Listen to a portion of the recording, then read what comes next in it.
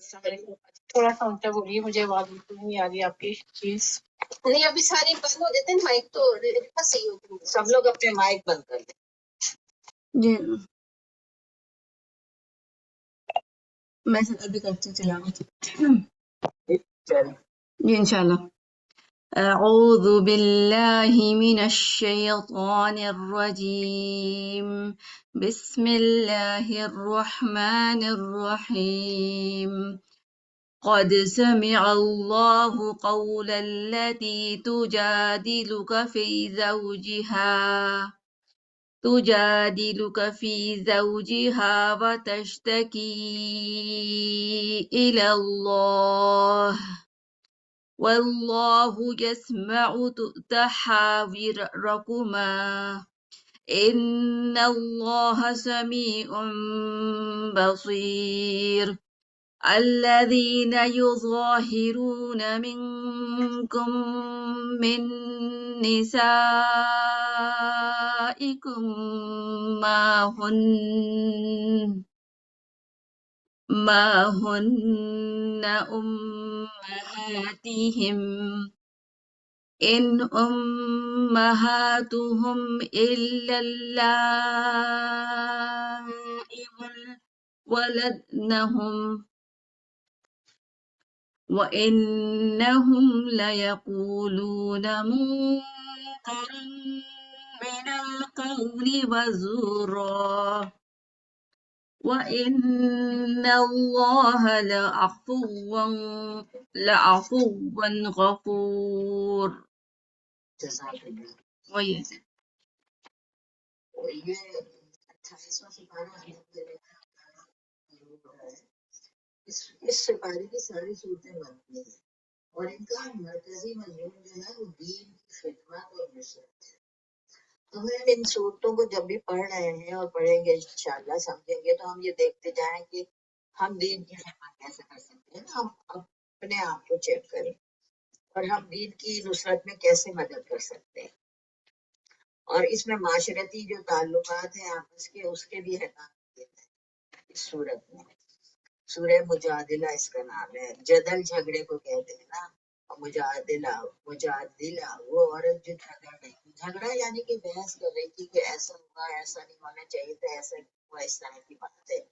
اور یہ حضرت خوالہ جو تھی ان کے بارے میں تھے. ان کے شوہر نے ان سے زہار کر دیا تھا. زہار کیا ہوتا تھا تو کہہ دیتے تھے کہ کی طرح ہے. تو بس وہ عورت جو ہے اس پہ طلاق ہو جاتی تھی. ان کے شوہر نے بھی ایسا کر دیا.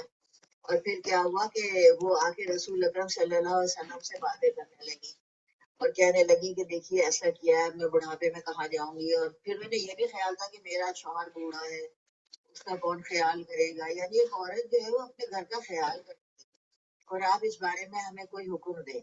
اور ابھی تک کیونکہ کوئی حکم نہیں آیا تھا پہلے سے تو آپ صلی اللہ علیہ وسلم جو ہے وہ زیادہ کچھ کہہ نہیں رہے تھے. تو اس کے بعد یہ وحی نازل ہوئی اور یہ صورت آئی اور اللہ تعالیٰ نے اس کا حل بتایا نا. اور اس رسم کو ختم کیا گیا جو یہ جاہلیت کی رسم تھی. اللہ تعالیٰ نے دیکھے نا ہم پہلے بھی پڑھ چکے ہیں جاہلیت کی رسموں کو ختم کیا. اب ہمیں نہیں چاہیے کہ جاہلیت کی کچھ اور رسمیں بنا لیں.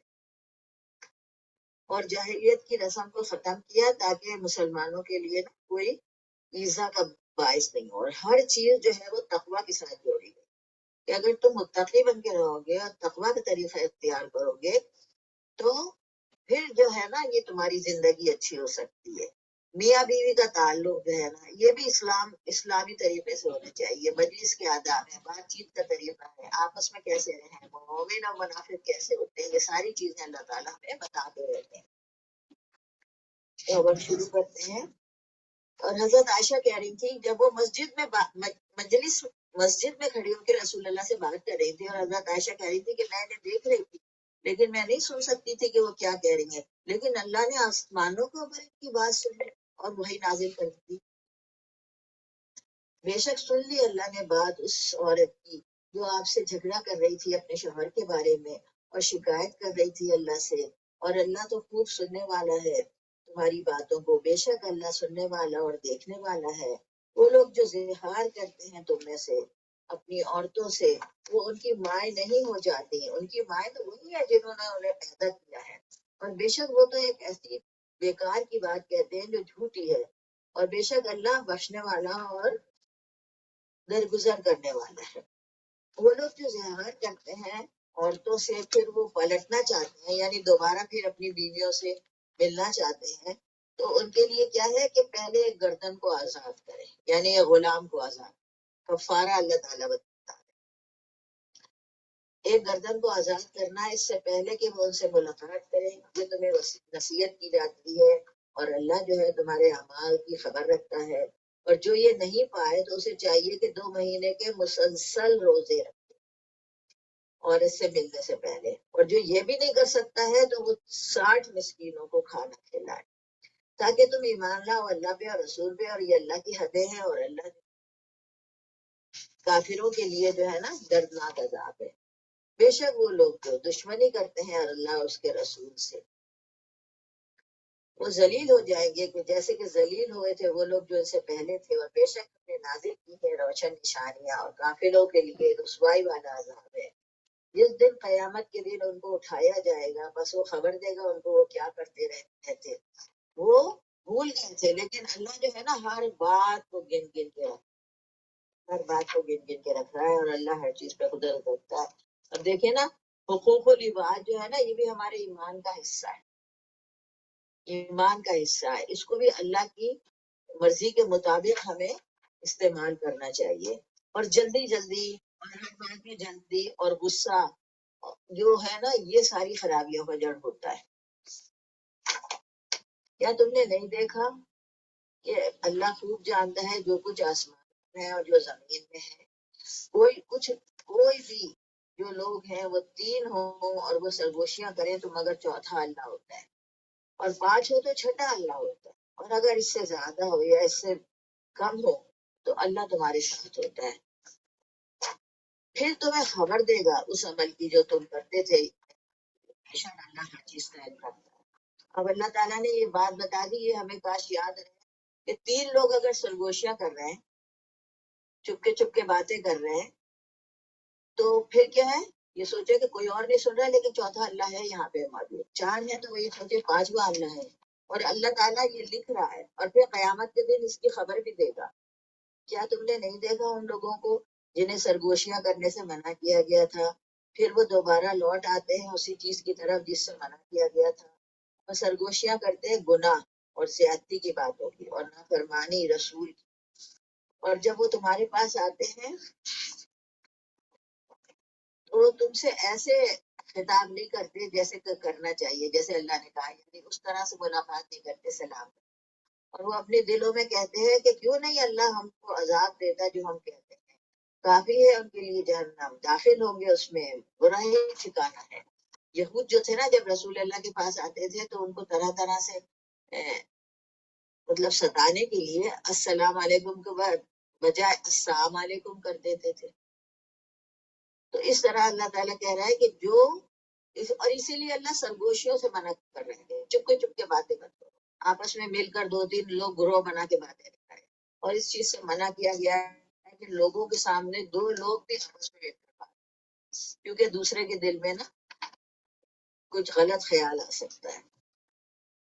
آپ دیکھیں اللہ تعالیٰ نے ہمیں ہر چیز جو ہے نا قرآن میں بتا دی، ہر چیز کا طریقہ بتا، اور پھر بتایا ہے کہ اے لوگوں جو ایمان لائے ہو، جب تم آپس میں نجوا کرو تو گناہ اور زیادتی کی باتوں پہ مت کرو، بلکہ اگر نجوا کرنا ہے تو اچھی باتوں کے لیے کرو، اور اللہ سے ڈرتے رہو، اسی کی طرف تمہیں لوٹ کر جانا ہے، سوائے اس کے نہیں کہ شیطان تو یہ چاہتا ہے کہ مومنوں کے درمیان میں بھی وہ پیدا کر دے، تنگی پیدا کر دے، اور وہ کچھ بھی نقصان نہیں پہنچا سکتے مگر اللہ کے حکم سے، اور اللہ کے اوپر ہی توکل کرنے والوں کو بھروسہ کرنا چاہیے، مومنوں کو بھروسہ کرنا چاہیے، یعنی مجلسوں میں بھی دوسروں کا خیال رکھا جائے، کوئی ایسی بات نہ کی جائے کہ دوسرے کے لیے تنگی کا باعث ہو، کسی کے دل میں کوئی خیال آ جائے نا۔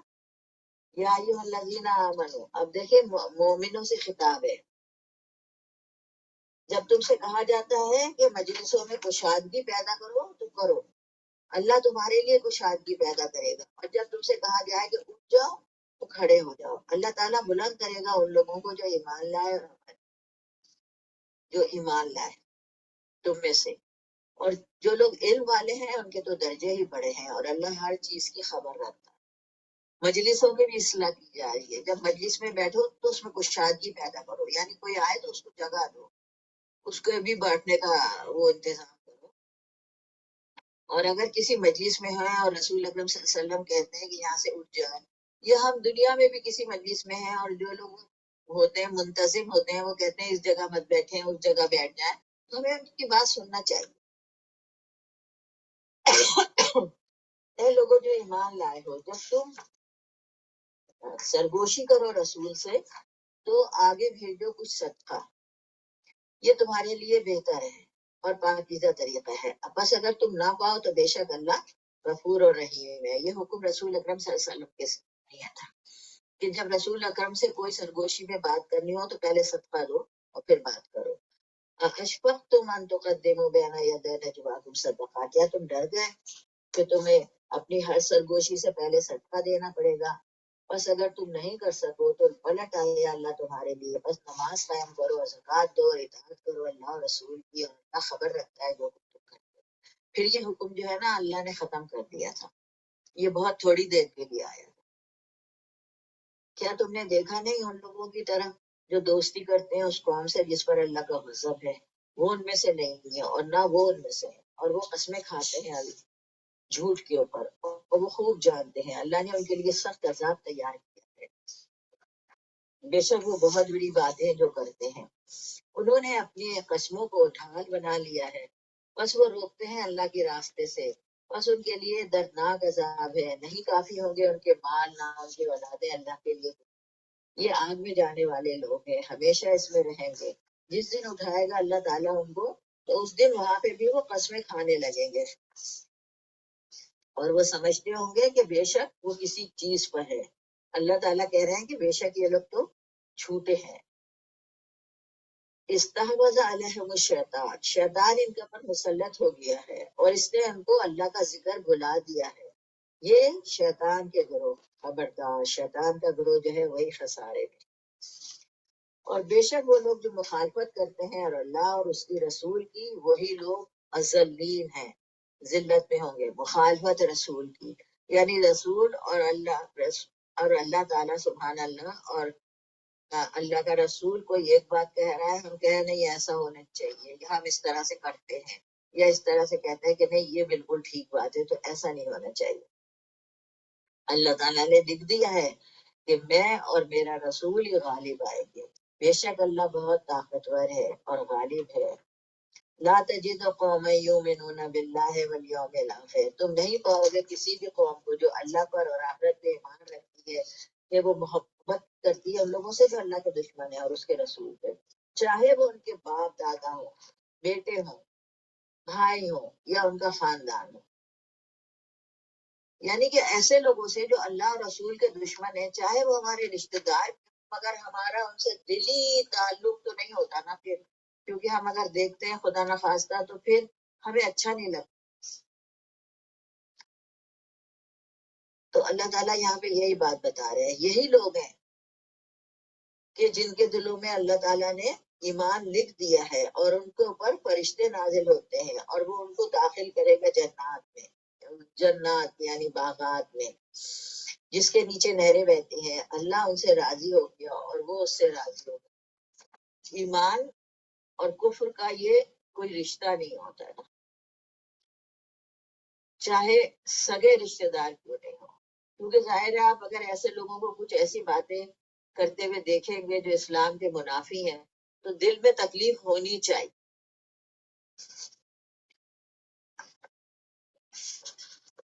نہیں تو پھر یہ کہ ایمان جیسے دل سے نکل جاتا ہے اور وہ شیطان کے گروہ میں چلے جاتے ہیں، اور جو لوگ نیک ہوتے ہیں وہ لوگ اللہ کے گروہ میں ہوتے ہیں، اور اللہ کا گروہ جو ہے وہی کامیاب ہونے والا ہے۔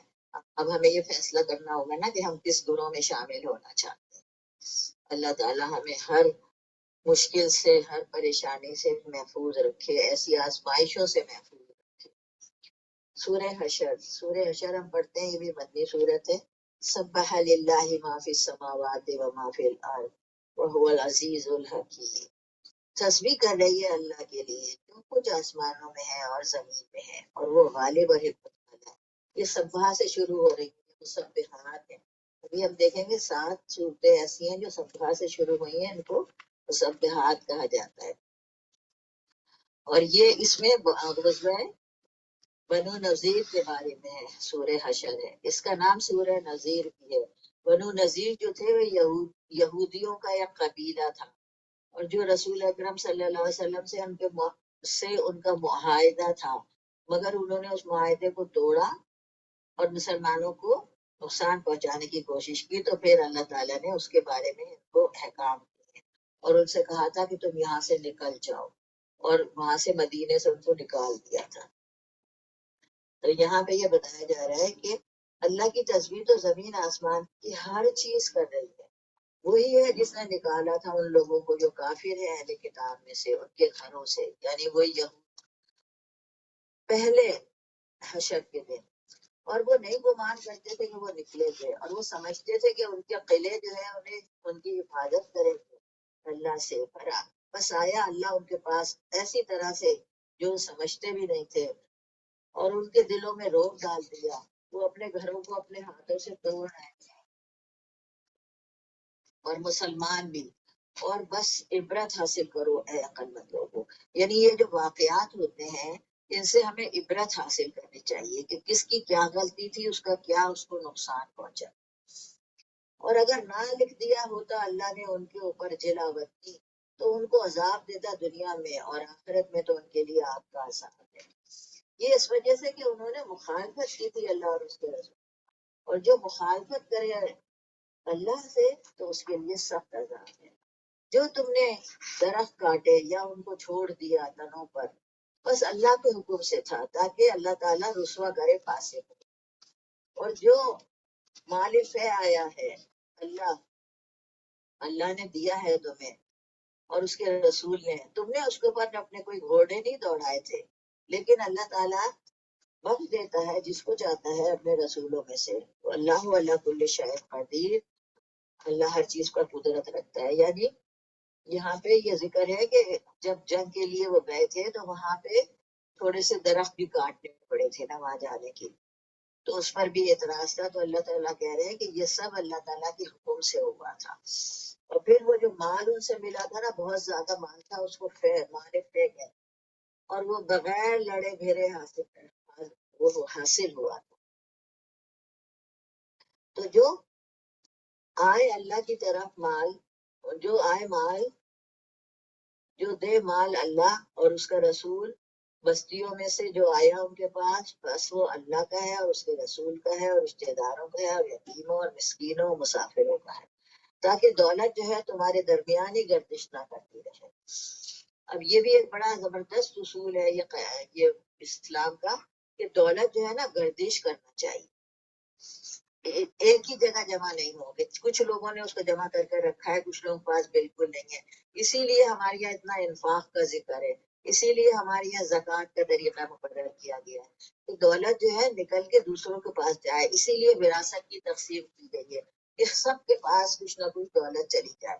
اور بزنس میں بھی یہ ہوتا ہے کہ جب بزنس زیادہ ہوتا ہے اور زیادہ مال لگایا جاتا ہے، تو زیادہ مال مارکیٹ میں ہوتا ہے تو زیادہ منافع ہوتا ہے۔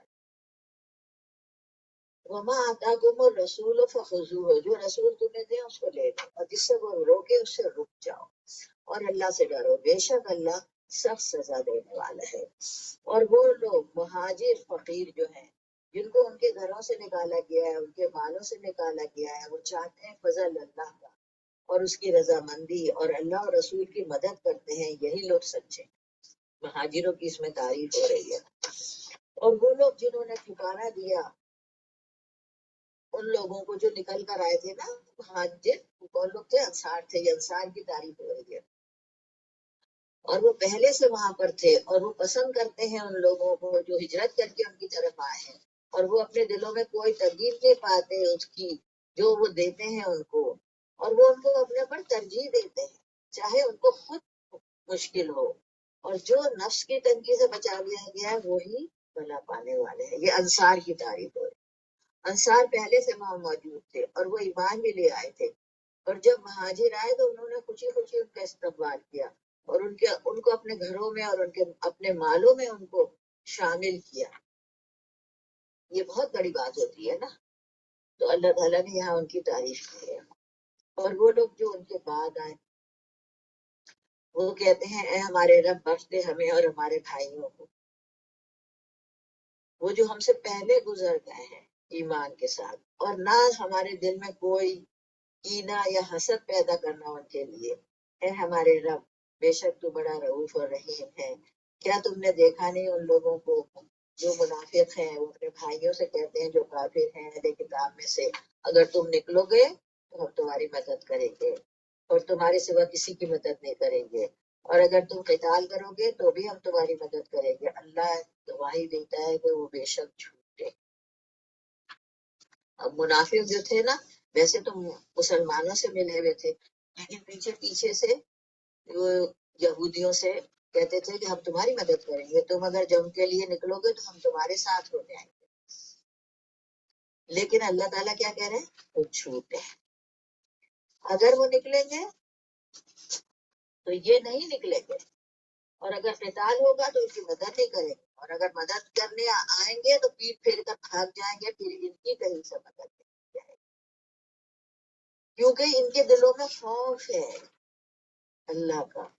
اس وجہ سے کہ یہ ایسی قوم ہے جو سمجھ نہیں رکھتی، وہ تم سے مل جل کر کبھی بھی مقابلہ نہیں کریں گے مگر قلعوں کے اندر بند ہو کے یا دیواروں کے پیچھے چھپ کے. ان کی آپس کی لڑائی ان کے درمیان بہت سخت ہے.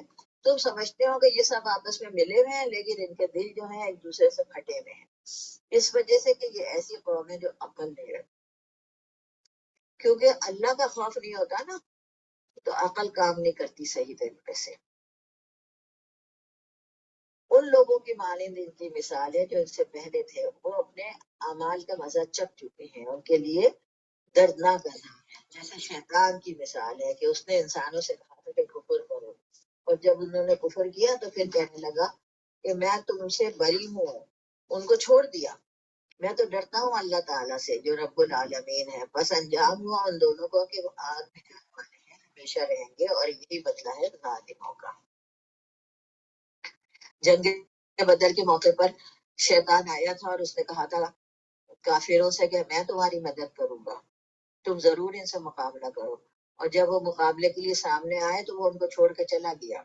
اسی طرح شیطان جو ہوتا ہے نا انسان کو بہکاتا ہے کہ نہیں یہ کر لو، یہ ہو جائے گا، اس طرح سے نکل جاؤ گے اس مشکل سے، اور جب موقع آتا ہے تو وہ ان کو چھوڑ کے بھاگ جاتا ہے. اے لوگوں جو ایمان لائے ہو اللہ کا تقوی اختیار کرو اور ہر نفس یہ دیکھے کہ وہ آگے کے لیے کیا تھے، اور ڈرو اللہ سے، بے شک اللہ خبردار ہے ہر اس چیز سے جو تم کرتے ہو. ہر کام کے وقت یہ دیکھنا چاہیے کہ آخرت میں اس کا کیا انجام ہوگا. اور ان لوگوں کی طرح مت ہو جانا جو اللہ کو بھول گئے تھے تو اللہ نے انہیں اپنا نفس سے بھلا دیا. اب انہیں پتہ ہی نہیں چلتا کہ وہ کیا کر رہے ہیں، اللہ کی مرضی کے مطابق کر رہے ہیں کہ غلط کر رہے ہیں. یہی لوگ فاسق ہیں. انیلا پڑھیں گی یہاں سے، لا یستوی اصحاب النار، اور برابر نہیں ہو سکتے آگ والے اور جنت والے، اور جنت والے جو ہیں وہی کامیاب ہیں. اور اگر ہم نازل کرتے اس قرآن کو کسی پہاڑ پر تو تم دیکھتے کہ وہ اللہ کے خوف سے پھٹا چلا جا رہا. یہ اللہ کا قرآن جو ہے یہ اتنی زبردست چیز ہے کہ قرآن اگر پہاڑ پہ بھی نازل کرتے ہیں تو اللہ کے خوف سے ڈر جاتا ہے. ہم اپنے دلوں کا جائزہ لیں، ہم کتنا ڈر لگتا ہے، ہمیں کوئی دلوں میں خوف آتا ہے. اور یہ مثالیں ہیں جو ہم بیان کرتے ہیں لوگوں کے لیے شاید کہ وہ غور و فکر کریں. پھر یہاں پہ یہ سب اللہ کی تعریف ہے آگے جو آئیے نا کہ وہی ذات ہے جو اکیلی ہے، اس کے سوا کوئی رب نہیں ہے، غیب کا جاننے والا اور ظاہر کا، رحمان اور رحیم ہے. وہی ہے اللہ جس کے سوا کوئی معبود نہیں ہے. وہ بادشاہ ہے، ہر عیب سے پاک ہے، سلامتی والا ہے، امن دینے والا ہے، نگہبانی کرنے والا ہے، غالب ہے، جبار ہے، متکبر ہے. یہ سب اللہ تعالیٰ کے نام ہے. سبحان اللہ عما یشرکون، اللہ پاک ہے چیزوں سے جس کو وہ شریک کرتے ہیں اس کے، وہی ہے جو پیدا کرنے والا ہے، باری ہے، تراش فراش کی چیزوں کو بناتا ہے، مصور ہے، مصور جیسے رنگ بھرتا ہے، اس میں نقص درست کرتا ہے، اسی کے لیے سارے اچھے نام، تسبیح کر رہی ہے اس کے لیے جو چیزیں بھی آسمان میں ہے یا زمین میں ہے، اور وہ غالب اور حکمت والا ہے۔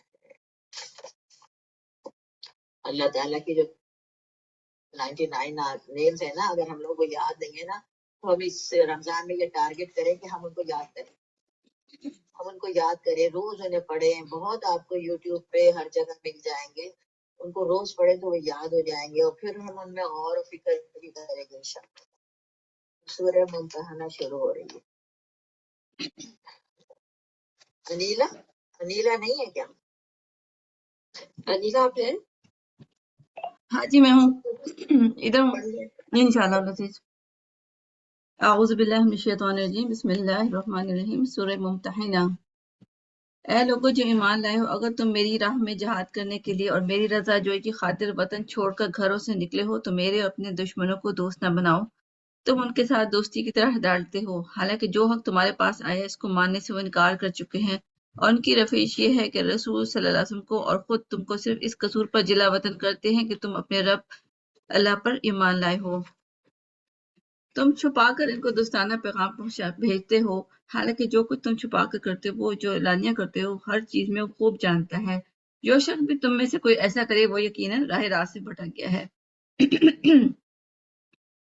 ان کا رویہ تو یہ ہے کہ اگر تم پر قابو پا جائیں تو تمہارے ساتھ دشمنی کریں اور ہاتھ اور زبان سے تمہیں آزار دیں۔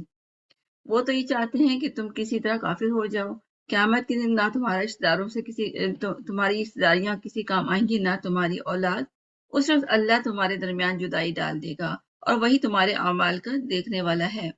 تم لوگوں کے لیے ابراہیم علیہ السلام اور اس کے ساتھیوں میں ایک اچھا نمونہ ہے کہ انہوں نے اپنی قوم سے صاف کہہ دیا کہ ہم تم اور تمہارے ان معبودوں سے جن کو تم خدا کو چھوڑ کر پوجتے ہو قطعی بیزار ہیں، ہم نے تم سے کفر کیا اور ہمارے اور تمہارے درمیان ہمیشہ کے لیے عداوت ہو گئی اور بیر پڑ گیا جب تک کہ تم اللہ واحد پر ایمان نہ لاؤ۔ مگر ابراہیم علیہ السلام کا اپنے باپ سے یہ کہنا اس سے مستثنا ہے کہ میں آپ کے لیے مغفرت کی درخواست ضرور کروں گا، اور اللہ سے آپ کے لیے کچھ حاصل کر لینا میرے بس میں نہیں ہے۔ اور ابراہیم علیہ السلام اصحاب ابراہیم السلام کی دعا یہ ہے کہ اے ہمارے رب، تیرے ہی اوپر ہم نے بھروسہ کیا اور تیری ہی طرف ہم نے رجوع کر لیا، اور تیرے ہی حضور ہمیں پلٹنا ہے۔ اے ہمارے رب، ہمیں کافروں کے لیے فتنہ نہ بنا دے، اور اے ہمارے رب ہمارے قصوروں سے درگزر فرما، بے شک تو ہی زبردست اور دانا ہے۔ انہی لوگوں کے طرز عمل میں تمہارے لیے اور ہر شخص کے لیے اچھا نمونہ ہے۔ جو اللہ اور روز آخرت کا امیدوار ہو، اس سے کوئی منحرف ہو تو اللہ بے نیاز اور اپنی ذات میں آپ محمود ہے۔ ہاں، اچھا یہ سورہ ممتحنہ ہے، جی امتحان ہم سب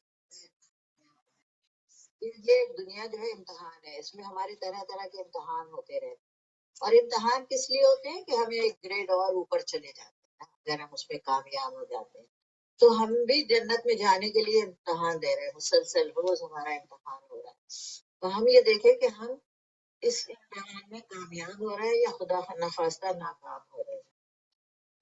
اور یہاں پہ اللہ تعالیٰ نے یہ بتایا ہے کہ جو اللہ کے دشمن ہیں وہ کبھی تمہارے دوست نہیں ہو سکتے، تم تو ان کی طرف محبت سے ہاتھ بڑھاتے ہو لیکن ان کے دلوں میں کھوٹ ہوتا ہے۔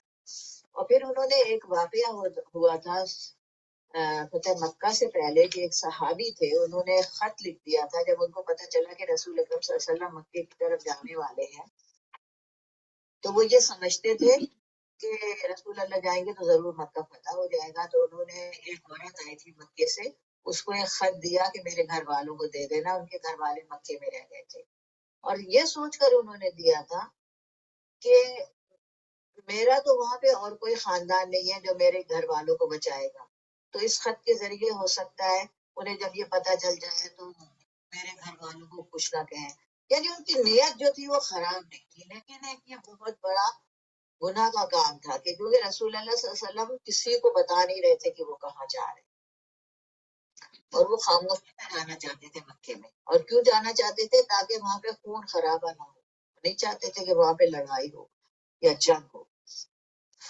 تو اس کا ذکر ہے کہ اللہ اور رسول کی محبت کا تقاضا یہ ہے نا کہ تم اللہ کے دشمنوں سے دوستی مت رکھو، وہ کبھی بھی تمہارے نہیں کام آئے. بہت ساری اس میں یہ ہے. اور بار بار اللہ تعالیٰ بتاتا ہے کہ وہ تمہارے دشمن ہیں، وہ تمہاری کسی چیز کا خیال نہیں کریں گے، وہ تمہاری رشتے داری کا بھی خیال نہیں کریں گے، اور آخرت میں بھی کوئی کسی کا کام نہیں آئے گا. اور رسول حضرت ابراہیم علیہ السلام کی مثال دی ہے کہ پہلے تو انہوں نے اپنے باپ سے کہا تھا کہ میں تمہارے لیے استغفار کروں گا، لیکن جب ان کو بعد میں پتہ چل گیا تو پھر انہوں نے وہ بھی کرنا چھوڑ دیا. اور پھر وہ یہ دعا کی ہے نا کہ ہمیں فتنہ نہ بنانا ان لوگوں کے لیے جو کافر ہیں، اور ہمیں معاف کر دینا. تو ہم ایسے عمل نہیں کریں کہ ہم کافروں کے لیے فتنہ بن جائیں. کیسے بن جائے کہ ہم ایسے برے عمل کرنے لگے، مسلمان ہو کے اسلام سے اتنے دور چلے جائیں کہ کافر اور دور چلے جائیں دین سے کہ دیکھو مسلمان کیسے خراب ہوتے ہیں، یہ ان کا فتنہ ہے. اور ہمیں فتنہ نہ بنانا کہ ہم اس کو دیکھ کر کہ ایسے اعمال کرنے لگے کہ جو کفر کے اعمال ہوتے ہیں. تو اللہ تعالیٰ یہاں پہ مثال دے رہے ہیں نا، ان قریب اللہ تمہارے اور ان کے درمیان جو تمہارے دشمن ہے دوستی کر دے گا، محبت پیدا کر دے گا. اللہ قدرت رکھتا ہے، اللہ بڑا بخشنے والا رہے. وہ ان لوگوں سے تمہیں دوستی کرنے سے منع نہیں کرتا جو تمہارے ساتھ میدان نہیں کرتے ہیں اور تمہیں تمہارے گھروں سے نہیں نکالنا. یہ کہ تم ان سے دوستی کرو اور انصاف کرو ان کے ساتھ، بے شک اللہ انصاف کرنے والوں کو پسند کرتا ہے. تمہیں تو اللہ صرف منع کرتا ہے ان لوگوں سے جو تم سے جنگ کرتے ہیں دین کے بارے میں اور تمہیں تمہارے گھروں سے نکالتے ہیں اور لوگوں کی مدد کرتے ہیں نکالنے میں، تمہارے نکالنے میں. تو ان لوگوں سے دوستی مت کرو. یعنی یہ دلی دوستی کی بات ہو رہی ہے، یہ نہیں ہے کہ ہم ان کے دشمن بن جائیں، ان سے برائیاں کرنے لگے، ان کو نقصان پہنچانے لگے، ایسا کچھ نہیں. یعنی دلی دوست نہیں ہو سکتے. کیسے ہو سکتے ہیں دلی دوست؟ جو اللہ کا دشمن ہے وہ ہمارا دلی دوست نہیں ہو سکتا، اور جو ان سے دوستی رکھتے ہیں وہی لوگ ظالم ہیں. اے لوگوں جو ایمان لائے ہو، جب تمہارے پاس مومن مہاجر اور مومن عورتیں آئے ہجرت کر کے تو ان کا امتحان لے لو. یعنی چیک کر لو کہ وہ کس وجہ سے آئی ہیں، اسلام کے لیے آئی ہیں یا کسی اور وجہ سے آئی ہیں. اللہ ان کے ایمان کو خوب جانتا ہے. یعنی تم ظاہری ایمان سمجھ سکتے ہو لیکن ان کا جو اصل ایمان ہے وہ صرف اللہ جانتا ہے. بس اگر تم جانتے ہو کہ وہ مومن عورتیں ہیں تو ان کو لوٹاؤ مت کفار کی طرف. اب وہ ان کے لیے حلال نہیں ہے اور نہ وہ مرد کافر جو ہیں وہ ان کے لیے حلال ہے. جب کفر ایک شخص بھی کافر ہو جاتا ہے میاں بیوی میں سے تو وہ رشتہ ٹوٹ جاتا ہے، اب وہ ایک دوسرے کے لیے حلال نہیں ہوتے. اور دے دو ان کو جو کچھ انہوں نے خرچ کیا ہے، اور کوئی گناہ نہیں ہے تم پر کہ تم ان سے نکاح کر لو جبکہ تم ان کے مہر ادا کر دو. اور کافر عورتوں کو نکاح میں روکے مت رکھو، اور ان سے لے لو جو کچھ تم نے خرچ کیا ہے اور وہ لے لے جو تم نے خرچ کیا. یہ خرچ کیا ہے؟ یہ مہر ہے. دیکھیے مہر کی کتنی اہمیت کہ اگر کافر عورتیں آ گئی ہیں اپنے شوہروں کو چھوڑ کر اور تم ان سے نکاح کرنا چاہتے ہو تو ان کے میاؤں نے جو مہر دیا تھا ان کو انہیں واپس کرو. اور یہاں سے عورتیں چلی جائیں تمہاری تو انہیں چاہیے کہ وہ واپس کریں. یہ اللہ کا حکم ہے، وہ فیصلہ کرتا ہے تمہارے درمیان. اللہ علیم اور حکیم ہے. اور اگر نکل جائے ہاتھ سے تمہارے کوئی چیز کافروں کی طرح تو تم بھی بدلہ لے لو. یعنی تم وہ لے سکتے ہو ان سے بھی اپنے مہر جو تم نے اپنی بیویوں کو دیے تھے. بس دے وہ لوگ جن کی بیویاں چلی گئی ہیں کسی طرح کی چیز جو انہوں نے خرچ کیا تھا، اور اللہ سے ڈرتے رہو اگر تم مومن ہو. یعنی اللہ تعالیٰ دشمن کے ساتھ جو معاملات ہو رہے ہیں اس میں بھی انصاف کا حکم دے رہے، انصاف کا حکم دے رہے. ہر حال میں انصاف کرو، امتحان ہو رہا. اے نبی صلی اللہ علیہ وسلم جب آئے تمہارے پاس مومن عورتیں بیعت کرنے کے لیے، اور بیعت کس چیز پہ کریں گی کہ وہ اللہ کے ساتھ کسی کو شریک نہیں کریں گی اور چوری نہیں کریں گی اور زنا نہیں کریں گی اور نہ اپنی اولاد کو قتل کریں گی اور نہ وہ کوئی بہتان باندھیں گی اپنے ہاتھ اور پیروں کے درمیان اور نہ نافرمانی کریں گی تمہاری معروف میں، تو تم ان سے بیعت لے لو اور ان کے لیے مغفرت کی دعا کرو. بے شک اللہ غفور ہے. समझ में आ गई बात ना कि जब वो औरतें आती थी रसूल अल्लाह के पास तो अल्लाह ताला वो रसूल अकरम सल्लल्लाहु अलैहि वसल्लम इन चीजों से इन बातों पर बैत लेते थे।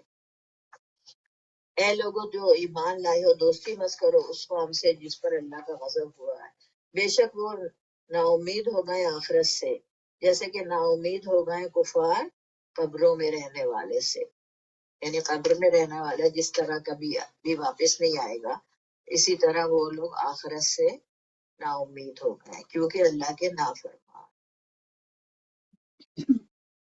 अभी सूरह सफ हमारी शुरू होती है। जी पढ़े अनिला। बिस्मिल्लाहिर्रहमानिर्रहीम। अल्लाह के नाम से जो बेइंतहा मेहरबान और रहम फरमाने वाला है। अल्लाह की तस्बीह की है हर शख्स ने हर चीज ने जो आसमान और जमीन में है और वो गालिब और हकीम है। ऐ लोगों जो ईमान लाए हो तुम क्यों वो बात कहते हो जो करते नहीं हो। अल्लाह के नजदीक ये सख्त नापसंदीदा हरकत है कि तुम कहो वो बात जो करते नहीं। अल्लाह को तो पसंद वो लोग हैं जो उसकी राह में इस तरह से बस्ता होकर लड़ते हैं गोया कि वो एक सीधा पिलाई हुई दीवार है। और याद रखो मूसा अलैहिस्सलाम की वो बात जो उसने अपनी कौम से कही कि ऐ मेरी कौम के लोगों तुम क्यों मुझे अजियत देते हो हालांकि तुम खूब जानते हो कि मैं तुम्हारी तरफ अल्लाह का भेजा हुआ रसूल हूँ। फिर जब उन्होंने टेढ़ अख्तियार की तो अल्लाह ने भी उनके दिल टेढ़े कर दिए। अल्लाह फासिकों को हिदायत नहीं देता। और याद करो ईसा अलैहिस्सलाम इब्ने मरियम की वो बात जो उसने कही थी कि ऐ बनी इसराइल मैं तुम्हारी तरफ अल्लाह का भेजा हुआ रसूल हूँ। तस्दीक करने वाला हूँ उस तौराह की जो मुझसे पहले आई हुई थी मौजूद है और बशारत देने वाला हूँ एक रसूल की जो मेरे बाद आएगा जिसका नाम अहमद होगा। मगर जो उसके बाद खुली खुली निशानियां लेकर आया तो उन्होंने कहा ये तो सरी जादू है। अब भला उस शख्स से बड़ा जालिम और कौन होगा जो अल्लाह पर झूठे बहतान बांधे हालांकि उसे इस्लाम अल्लाह के आगे सर झुका देने की दावत दी जा रही हो।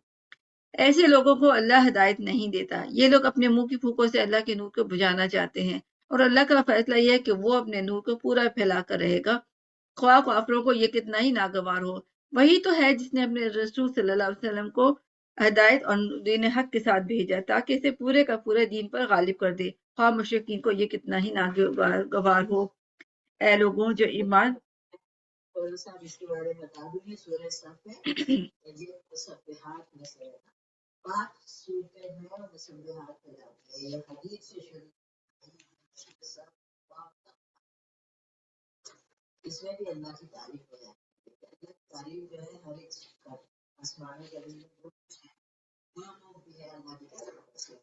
फिर इसमें कुछ उसूल भी है ना हमें कि जो ऐसी बात हम ना कहें जो हम करते नहीं है या कर नहीं सकते, यानी सिर्फ जबानी बातें नहीं होनी चाहिए उसके पीछे हमारी नियत और कोशिश भी होनी चाहिए तब अल्लाह ताला उन बातों को कबूल करते हैं। तो ऐसी बातें करो। और फिर अल्लाह ताला कुछ लोग कहते थे कि हमें मालूम हो जाए कि अल्लाह किस चीज को पसंद करता है तो हम वही करेंगे और ये करेंगे वो करेंगे इस तरह की बातें करते थे। तो फिर क्या हुआ कि जब जिहाद का हुक्म आया तो फिर अल्लाह ताला कह रहा है कि तुम ऐसी बातें मत किया करो जो तुम कर ही नहीं सकते हो, ये अल्लाह को पसंदीदा नहीं है ना। या फिर ऐसी बातें करें जो हमने काम किए ही नहीं है, अपनी तारीफ करवानी मकसूद है, ये भी झूठ होता है। यानी मेहनत किसी और ने की है तारीफ हम अपनी कर रहे हैं, ये भी झूठ होता है। यानी कि बेकार की और खाली बातें करने से अल्लाह नाराज होता है जब तक इसके पीछे नियत और अमल। फिर अल्लाह ताला बता रहे हैं कि अल्लाह को सबसे ज्यादा क्या चीज पसंद है, क़िताल पसंद है जो अल्लाह की राह में किया जाए और सब बांध के किया और सीसा पिलाई हुई दीवार बन के किया। ऐसा ये तरीका हमें बताया अल्लाह ताला ने। अल्लाह ताला के रास्ते में जब हम निकले तो फिर कैसे निकलना चाहिए ना, सफे बांध के यानी ऑर्गेनाइज होके काम किया जाए। अगर हम अल्लाह के दीन का काम कर रहे हैं, हम इतना में भी काम कर रहे हैं, हम ऑर्गेनाइज होके काम करते हैं। और फिर बुनियादी महसूस क्या होता है कि हर एक के दिल एक दूसरे से जुड़े हुए हों, जैसे दीवार की ईंटें एक दूसरे से जुड़ी हुई होती है, जितनी जुड़ी हुई होती है उतना ही ज्यादा वो मजबूत होती है। यानी मजबूत होके ऑर्गेनाइज होके काम कर, ये इसमें हमें बताया है अल्लाह ताला। आगे पढ़े आगे जी। हाँ। ऐ लोगों जो ईमान लाए हो मैं बताऊं तुमको वो तिजारत जो तुम्हें अजाब अलीम से बचा दे। ईमान लाओ अल्लाह और उसके रसूल पर और जिहाद करो अल्लाह की राह में अपने मालों से और अपनी जानों से, यही तुम्हारे लिए बेहतर है अगर तुम जानो। اللہ تمہارے گناہ معاف کر دے گا اور تم کو ایسے باغوں میں داخل کر دے گا جس کے نیچے نہریں بہتی ہوں گی، اور ابدی قیام کی جنتوں میں بہترین گھر تمہیں عطا فرمائے گا۔ یہ ہے بڑی کامیابی، اور دوسری چیز جو تم چاہتے ہو وہ بھی تمہیں دے گا، اللہ کی طرف سے نصرت اور قریب ہی میں حاصل ہونے والی فتح۔ اے نبی صلی اللہ علیہ وسلم، اہل ایمان کو اس کی بشارت دے دو، اے لوگوں جو ایمان لائے ہو اللہ کی مددگار بنو، جس طرح عیسیٰ ابن مریم نے حواریوں سے خطاب کر کے کہا تھا، کون ہے اللہ کی طرف بلانے میں میرا مددگار؟ اور حواریوں نے جواب دیا، ہم ہیں تو اللہ کے مددگار۔ اس وقت بنی اسرائیل کا ایک گروہ ایمان لایا اور دوسرے گروہ نے انکار کر دیا، اور ہم نے ایمان لانے والوں کی ان کے دشمنوں کے مقابلے میں تائید کی، اور وہی غالب ہو کر رہے۔ ہاں، اور اس میں یہ بھی بتایا نا کہ لوگ چاہتے ہیں کہ اللہ کے دین کو پھوکوں سے بجھا دیں، لیکن اللہ اپنے دین کو مکمل کر کے رہے گا۔ کیسے حالات تھے نا اس وقت، یہ نہیں کہیں پہ بھی نظر آتا تھا کہ مسلمانوں کو فتح ہوگی، لیکن اللہ نے فتح دلائی ہو، اور اسی نے رسول کو بھیجا ہے ہدایت اور دین حق کے ساتھ، اور کس لیے بھیجا ہے؟ تاکہ اسے سارے دینوں پہ غالب کر دے۔ اب رسول کے بعد یہ مشن مسلمانوں کا ہے کہ اپنے دین کو، اپنے اسلام کو پھیلائے، اس کو غالب کرنے کی کوشش کرے، اس میں اپنا وقت لگائے، جان لگائے، مال لگائے۔ اور پھر اللہ کہتے ہیں کہ ایسی تجارت جو تمہیں عذاب علیم سے بچا لے، وہ کون سی تجارت ہوتی ہے؟ تم اللہ اور رسول پر ایمان لاؤ اور اس کے راستے میں جہاد کرو اپنے مال اور جان سے۔ جہاد کا مطلب ہوتا ہے کوشش کرنا، یعنی اللہ کے دین کو پھیلانے کی، اللہ کے دین کو غالب کرنے کی، اللہ کے دین کو دوسروں تک پہنچانے کی ایک مسلسل کوشش کریں گے، جب جو ہے ہم کامیاب ہو سکتے ہیں، اور پھر جنتوں میں اللہ تعالیٰ ہمیں لے جائے گا۔ اور پھر یہ کونو انصار اللہ والی بات ہے، کتنی پیاری یہ بات ہے نا۔ حضرت عیسیٰ علیہ السلام نے بھی اپنے ماننے والوں سے کہا تھا کہ کون میرا مددگار بنتا ہے، تو صرف 12 حواری تھے جو ان کے وہاں پہ تھے، جو ان کو بڑی مان لائے تھے، وہ ان کے مددگار بنے، اور وہ کمزور بھی تھے، لیکن وہ جو حواریوں کی کوشش تھی، وہ چلے گئے تھے دنیا میں، ہر جگہ اس بات کو پھیلانے لگے۔ اور دیکھیں نا عیسائیت کتنی پھیلی ہے دنیا میں، ابھی بھی سب سے زیادہ عیسائی۔ اور پھر رومی بادشاہ نے کیونکہ دین قبول کر لیا تھا، تو پھر سارے اس کی رعایا اسلام میں وہ عیسائی بن گئی تھی۔ تو یہاں پہ اللہ تعالیٰ ایک ہماری ہمیں مثال دے رہے ہیں کہ اللہ کے راستے میں مدد نہیں، اللہ کی مدد کرو، یہ مت سوچو کہ ہم تھوڑے سے ہیں، کمزور ہیں، جتنی بھی کر سکتے ہو کرو، تو پھر اللہ تعالیٰ تم سے راضی ہو جائے۔ چلے پڑے سورہ جمعہ۔ انشاءاللہ۔ میں یہ کہہ رہی تھی کہ آپ کہہ رہی تھی کہ عیسائی وہ جو حضرت عیسیٰ پہ جو بھی اسلام لے کے آیا نا، تو وہ مسلمان اس وقت کے مسلمان تھے نا، وہ تو عیسائی نہیں تھے، وہ تو مسلمان تھے نا، تو ہر جگہ پہ مسلمان اسلام پھیلا۔ عیسیٰ کے ماننے والے جو تھے جی جی جی وہ بھی مسلمان، ایسا مسلمان کہلاتے تھے، یہ تو ہمیں عیسائی نام بعد میں رکھا، جی جی یہودی نام بعد میں رکھا۔ جی انشاءاللہ۔ بسم اللہ الرحمن الرحیم۔ وہی ہے جس نے امیوں کے اندر ایک رسول خود انہی میں سے اٹھایا جو میں اوپر ایک چھوڑ گئی۔ اللہ کی تسبیح کری ہر وہ چیز جو آسمانوں میں ہے اور ہر وہ چیز جو زمین میں ہے۔ بادشاہ ہے نہایت مقدس، زبردست اور حکیم۔ وہی ہے جس نے امیوں کے اندر ایک رسول خود انہی میں سے اٹھایا جو انہیں اس کی آیات سناتا ہے، ان کی زندگی سنوارتا ہے اور ان کی کتاب اور حکمت کی تعلیم دیتا ہے، حالانکہ اس سے پہلے وہ کھلی گمراہی میں پڑے ہوئے تھے۔ اور رسول کا ہمیں مقصد بتا دیا گیا کہ رسول کو کیوں بھیجا ہے، کہ وہ سناتے ہیں کتاب کو، پھر اس کتاب کی آیات کے ذریعے ان کا تزکیہ کرتے ہیں، یعنی ان کی برائیوں۔ تزکیہ کیا ہوتا ہے؟ غلط باتیں، بری باتوں کو نکالنا اور اچھی باتوں کو داخل کرتے چلے جانا۔ اور کتاب اور حکمت کی تعلیم دیتے ہیں، خالی پڑھ کے نہیں سناتے ہیں، تعلیم دیتے ہیں، یعنی اس کی تفسیر، اس کی حکمتیں، اس کی چیزیں سب بتاتے ہیں۔ جی پڑھ۔ اور اس رسول کی بازت ان دوسرے لوگوں کے لیے بھی ہے جو ابھی ان سے نہیں ملے ہیں۔ اللہ زبردست اور حکیم ہے، یہ اس کا فضل جسے چاہتا ہے دیتا ہے، اور وہ بڑا فضل فرمانے والا ہے۔ جن لوگوں کو تورات کا حامل بنایا گیا تھا مگر انہوں نے اس کا بار نہ اٹھایا، اس کی مثال اس گدھے کی سی ہے جس پر کتابیں لدی ہوئی ہوں۔ اس سے بھی زیادہ بری مثال ان لوگوں کی جنہوں نے اللہ کی آیات کو جھٹلا دیا ہے۔ ایسے لوگوں کو اللہ ہدایت نہیں دیا کرتا۔ ان سے کہو اے لوگوں جو یہودی بن گئے ہو، اگر تمہیں یہ گھمنڈ ہے کہ باقی سب لوگوں کو چھوڑ کر بس تم ہی اللہ کے چہیتے ہو، تو موت کی تمنا کرو اگر تم اپنے ذات میں سچے ہو، لیکن یہ ہرگز اس کی تمنا نہیں کریں گے۔ اپنے ان کرتوتوں کی وجہ سے جو یہ کر چکے ہیں، اور اللہ ان ظالموں کو خوب جانتا ہے۔ ان سے کہو جس موت سے تم بھاگتے ہو وہ تو تمہیں آ کر رہے گی، پھر تم ان کے سامنے پیش ہو جاؤ گے جو پوشیدہ اور ظاہر جاننے والا ہے، اور وہ تمہیں بتا دے گا کہ تم کیا کچھ کرتے رہے ہو۔ اے لوگوں جو ایمان لائے ہو، جب پکارا جائے نماز کے لیے جمعے کے دن تو اللہ کے ذکر کی طرف دوڑو اور خرید و فروخت چھوڑ دو، یہ تمہارے لیے زیادہ بہتر ہے اور اگر تم جانو۔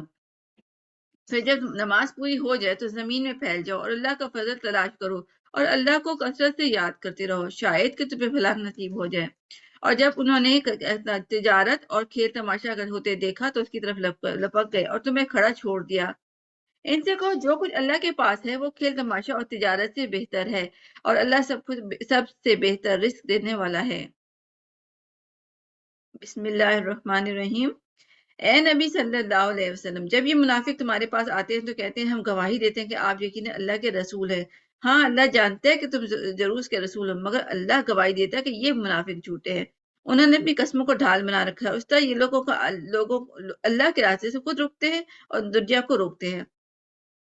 کیسی بری حرکتیں ہیں جو یہ لوگ کر رہے ہیں۔ یہ سب کچھ اس وجہ سے ہے کہ ان لوگوں نے ایمان لا کر پھر کفر کیا، اس لیے ان کے دلوں میں مہر لگا دی گئی ہے، اب یہ کچھ نہیں سمجھتے۔ انہیں دیکھو تو ان کے جسے تمہیں بڑے شاندار نظر آئیں، بولیں تو تم کی باتیں سنتے رہ جاؤ، مگر اصل میں یہ گویا لکڑی کے کندے ہیں جو دیوار کے ساتھ چن کر رکھ دیے گئے ہیں۔ ہر زور کی آواز کو یہ اپنے خلاف سمجھتے ہیں، یہ پکے دشمن ہیں، ان سے بچ کر رہو، اللہ کی مار ان پر، یہ کدھر الٹے پھرائے جاتے ہیں۔ اور جب اس سے کہا جاتا ہے کہ آؤ تاکہ اللہ کا رسول تمہارے لیے مغفرت کی دعا کرے تو وہ سر جھٹکتے ہیں اور تم کو دیکھتے ہیں وہ بڑے گھمنڈ کے ساتھ آنے سے رکتے ہیں۔ اے نبی صلی اللہ علیہ وسلم، تم چاہے ان کے لیے مغفرت کی دعا کرو یا نہ کرو، ان کے لیے یکساں ہے، اللہ ہرگز انہیں معاف نہیں کرے گا۔ اللہ فاسق لوگوں کو اس میں نا منافقین کی خصوصیات بتائی گئی، اور منافقوں سے اللہ تعالیٰ کتنا ناراض ہوتا ہے، ان کا کوئی عمل قبول نہیں کرتا ہے۔ تو ہمیں اپنی منافقت کے اوپر ضرور چیک کرنا چاہیے، خدا نخواستہ ہمارے دل میں تو کوئی نفاق، اس نفاق کو دور کرنے کی کوشش کرنا چاہیے۔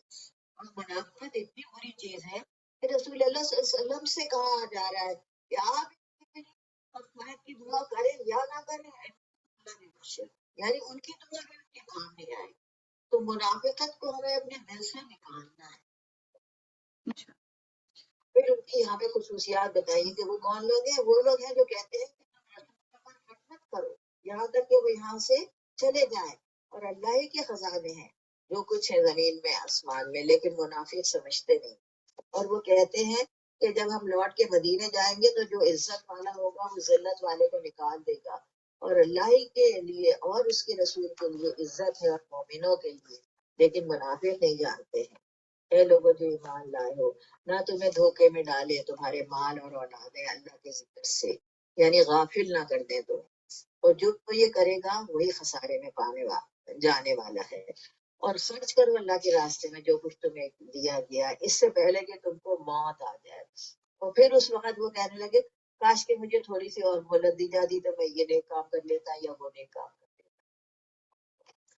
لیکن جب وقت آ جاتا ہے تو پھر اس وقت میں کوئی تاخیر نہیں کی جاتی، اور اللہ باخبر ہے ان کاموں سے جو تم کرتے ہو۔ منافقت کی صفت اللہ تعالیٰ ہمارے دل سے نفاق کو نکال دے، ہمیں اس کے لیے نا دعا بھی کرنی چاہیے۔ سورہ تغابن جی پڑھیے۔ اللہ کے نام سے جو بے انتہا مہربان اور رحم فرمانے والا ہے۔ اللہ کی تسبیح کر رہی ہے ہر وہ چیز جو آسمانوں میں ہے، ہر وہ چیز جو زمین میں ہے، اسی کی بادشاہی ہے اور اسی کے لیے تعریف ہے، اور ہر چیز پر قادر ہے۔ وہی ہے جس نے تم کو پیدا کیا، پھر تم میں سے کوئی کافر اور کوئی مومن، اور اللہ سب کچھ دیکھ رہا ہے جو تم کرتے ہو۔ اس نے زمین اور آسمانوں کو برحق پیدا کیا، تمہاری صورت بنائی اور بڑی عمدہ صورت بنائی ہے، اور اسی کی طرف آخر کار تمہیں پلٹنا ہے۔ زمین اور آسمان کی ہر چیز کا علم اسے علم ہے، جو کچھ تم چھپاتے اور جو کچھ تم ظاہر کرتے ہو سب کو اس کو معلوم ہے، اور دلوں کا حال تک جانتا ہے۔ کیا تمہیں ان لوگوں کی کوئی خبر نہیں پہنچی جنہوں نے اس سے پہلے کفر کیا اور اپنی شامت اعمال کا مزہ چکھ لیا، اور آگے اس کے لیے ایک دردناک عذاب ہے؟ اس انجام کے مستحق وہ اس لیے ہوئے ہیں کہ ان کے پاس ان کے رسول کی کھلی کھلی دلیلیں اور نشانیاں لے کر آتے رہے، مگر انہوں نے کہا کیا انسان ہمیں ہدایت دیں گے؟ اس طرح انہوں نے ماننے سے انکار کر دیا اور منہ پھیر لیا۔ تب اللہ بھی ان سے بے پرواہ ہو گیا، اور اللہ تو ہے ہی بے نیاز اور اپنی ذات میں آپ محمود۔ منکرین نے بڑے دعوے سے کہا کہ وہ مرنے کے بعد ہرگز دوبارہ نہ اٹھائے جائیں گے۔ ان سے کہو نہیں، میرے رب کی قسم تم ضرور اٹھائے جاؤ گے، پھر تمہیں بتا دیا جائے گا کہ تم نے دنیا میں کیا کچھ کیا، اور ایسا کرنا اس کے لیے بہت آسان ہے۔ بس ایمان لاؤ اللہ پر اور اس کے رسول پر اور اس روشنی پر جو ہم نے نازل کی ہے۔ جو کچھ تم کرتے ہو اللہ اس سے باخبر ہے۔ اس کا پتہ تمہیں اس وقت چل جائے گا جب اجتماع کے دن وہ تم کو اکٹھا کرے گا۔ وہ دن ہوگا ایک دوسرے کے مقابلے میں لوگوں کی ہار جیت کا۔ جو اللہ پر ایمان لایا اور نیک عمل کرتا ہے اس کے گناہ جھاڑ دے گا اور اسے ایسی جنتوں میں داخل کرے گا جس کے نیچے نہریں بہتی ہوں گی۔ یہ لوگ ہمیشہ ان میں رہیں گے۔ یہی بڑی کامیابی ہے۔ اور جن لوگوں نے کفر کیا اور ہماری آیات کو جھٹلایا وہ دوزخ کے باشندے ہوں گے جس میں ہمیشہ رہیں گے، اور بدترین ٹھکانہ ہے۔ کوئی مصیبت کبھی نہیں آتی مگر اس کے اذن سے آتی ہے۔ جو شخص اللہ پر ایمان رکھتا ہے اور اللہ اس کے دل کی ہدایت بخشتا ہے، اور اللہ ہر چیز کا علم ہے۔ اللہ کی اطاعت کرو اور رسول کی اطاعت کرو، لیکن اگر تم اطاعت سے منہ موڑتے ہو تو ہمارے رسول پر صاف صاف پہنچا دینے کے سوا کوئی ذمہ داری نہیں ہے۔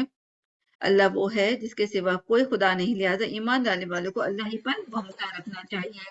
اے لوگوں جو ایمان لائے ہو، تمہاری بیویاں تمہاری اولاد میں سے بعض تمہارے دشمن ہیں، ان سے ہوشیار رہو، اور اگر تم عفو درگزر سے کام لو اور معاف کر دو تو اللہ غفور و رحیم ہے۔ تمہارا مال تو تمہاری اولاد تو ایک آزمائش ہے، اور اللہ ہی ہے جس کے پاس ایک بڑا اجر ہے، لہٰذا تم جہاں تک تمہارے بس میں ہو اللہ سے ڈرتے رہو اور سنو اور اطاعت کرو اور اپنے مال خرچ کرو، یہ تمہارے لیے بہتر ہے۔ جو اپنے دل کی تنگی سے محفوظ رہ گئے بس وہی فلاح پانے والے ہیں۔ اگر تم اللہ کو قرض حسن دو تو وہ تمہیں کئی گنا بڑھا دے گا اور تمہارے قصور سے درگزر فرما دے گا۔ اللہ بڑا قدردان اور بردبار ہے، حاضر و غائب ہر چیز کا جانتا ہے، زبردست اور دانا ہے۔ دیکھیں نا، اس صورت میں بھی سب ہمارے ایمان کی تکمیل کرائی جا رہی ہے۔ آخرت کے دن کا خیال کرو، جس دن تمہارے مال، ہر چیز، تمہارے اعمال جو ہے سامنے پیش کیے جائیں گے، ان کا بدلہ دیا جائے گا۔ دنیا میں بس عیش کرنے کے لیے ہم نہیں آئے ہیں کہ جہاں کوئی مشکل آئی فوراً اللہ کو چھوڑ دیا، اللہ کے احکام کو چھوڑ دیا۔ ایسا نہیں ہونا چاہیے، نہیں تو آخرت میں پھر اس کی بدلہ بھی ملے گا۔ اور پھر یہ جو کہا ہے نا کہ تمہارے مال اور تمہاری اولاد، تمہاری بیویاں اور تمہاری اولاد تمہارے دشمن ہیں۔ کیسے دشمن ہو جاتے ہیں؟ جب ان کی وجہ سے ہم غلط کام کرنے لگتے ہیں، اس وقت دشمن ہو جاتے ہیں۔ جب ان کی وجہ سے، ان کی محبت میں آگے یا ان کے فائدے کے لیے ہم غلط کام کرتے ہیں، اور پھر اگر وہ غلط کام کر رہے ہیں تو یہ نہیں کہ تم ان سے بالکل ناراض ہی ہو جاؤ، بلکہ ان کی اصلاح کرتی رہو، ان سے درگزر کرو، ان کو معاف کر دو، کیونکہ اللہ بھی معاف کرتا ہے۔ کیونکہ یہ مال اور یہ جو اولاد ہے یہ ایک آزمائش ہے اللہ کی طرف سے۔ اس آزمائش سے ہمیں پورا اچھی طرح سے نکلنا ہے، اور اللہ کا تقوی اختیار کرتے ہوئے ایسے معاملہ کرنا ہے اپنے گھر والوں سے نا، اور اللہ کی راہ میں خرچ کرنا ہے، اور اللہ کو اچھا قرض دینا ہے۔ اچھا قرض کیا ہوتا ہے؟ قرض حسن، جو جس کی واپس ملنے کی امید ہوتی ہے، اور جو واپس ضرور ملتا ہے۔ کتنی اچھی اچھی اللہ تعالیٰ ہمیں مختصر سی صورتوں میں نصیحتیں کر رہے ہیں۔ اب یہ سورہ طلاق شروع ہو رہی ہے۔ سورہ طلاق کو چھوٹی سورہ نساء بھی کہا جاتا ہے۔ جس طرح سے سورہ نساء میں طلاق کے احکام آئے تھے، بقرہ میں بھی آئے تھے، تو اب اس میں اور احکام آ رہے ہیں۔ اور آپ یہ دیکھیے گا جب یہ ہم سورت پڑھیں گے کہ بار بار تقوی کا ذکر، ہر حکم کے بعد تقوی کا ذکر آتا ہے۔ یعنی دنیاوی معاملات چاہے طلاق کے ہوں یا نکاح کے ہوں، اس میں کسی سے زیادتی نہیں کرو، بلکہ اللہ سے ڈرتے ہوئے کام۔ اے نبی صلی اللہ علیہ وسلم، جب تم عورتوں کو طلاق دو تو ان کو طلاق دو ان کی مدت کے لیے، اور مدت کو گنو، اور اللہ سے ڈرو، اور ان کو گھروں سے نہ نکالو۔ لا تخرجوہن من بیوتہن، گھر عورتوں کے بھی ہیں، کہا ہے کہ ان کے گھروں سے ان کو مت نکالو، اور نہ وہ خود نکلے، مگر یہ کہ کوئی کھلی بے حیائی کے ساتھ آئے۔ یہ اللہ کی حدیں ہیں، جو ان حدوں کو پار کرتا ہے تو وہ اپنے اوپر ظلم کرتا ہے۔ شاید کہ اللہ تعالیٰ کوئی اور بات نکال دے جو پہلے سے ہمیں موجود نہیں ہو، کوئی اور حکم آ جائے، کوئی اور صورت آ جائے جو یہ کام اچھی طرح سے ہو جائے۔ یعنی طلاق بھی اگر دینی ہے، ایک ناپسندیدہ کام ہے، اس کو بھی اللہ کے ڈر کے ساتھ دینا چاہیے۔ اللہ کے تقوی کے ساتھ دینا چاہیے اور طلاق کی عدت کو گننا چاہیے.